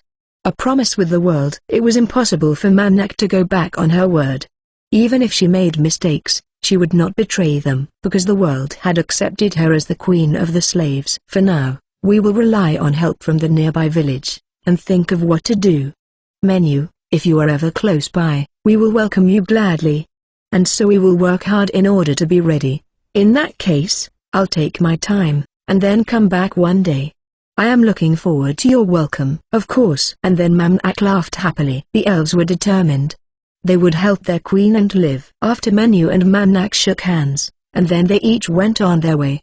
The bandits were bound up by rope, and then Stan carried them to the town and tossed them in front of the Knights Guild. The rest would be explained from their own mouths. The queen would continue to free slaves in the following years. And with the help of magic that was above human skills, she developed the deep parts of the forest and became independent. They said that the queen had 10 elf attendants and numerous guardian gods, but that was still far in the future. And Menu had no idea that it would happen. Chapter 31. I had no right to object. Show it to me. By the time they had said their farewells to the elves, and returned to the safe roads, the night ended, and the sun was starting to rise, and so they decided to rest. They were currently sitting under the shadow of a tree by the road, and chewing on some dried meat. Ralph was demanding it with a serious expression. "Do I really have to?" "You do. I thought we could build a trusting relationship in time, but there is something about you that is too ridiculous." I'm not sure what to say to that. Apparently, Ralph had been holding it back. But the merged procession was too much for even him. If this was Menyu's old world, then it would be like traveling with someone who ignored all laws and carried a sword and guns with them at all times. And that person acted casually and insisted that they did not have any weapons. Yes, no one would like that. You would not want to walk with such a person. Fine.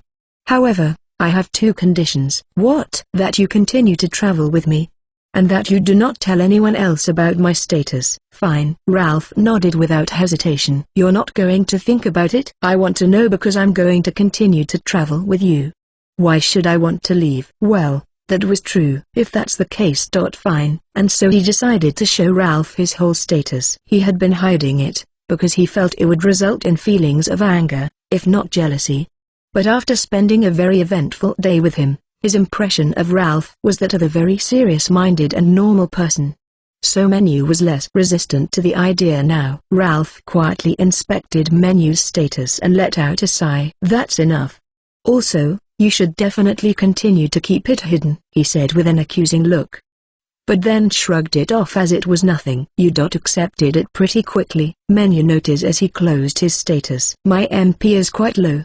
I will have to avoid using magic until we reach the next town. Ralph chewed on the dried meat as he carefully chose his words. After training enough, and with combat experience, you will be able to measure a person's strength without looking at their status. This was a danger detection ability that came from experience. Measure skills through instincts. Real skill that is not shown in your status. Though, only a small number of people reached that level. And so I had a feeling, that is all. Though, your status was even more ridiculous than I expected.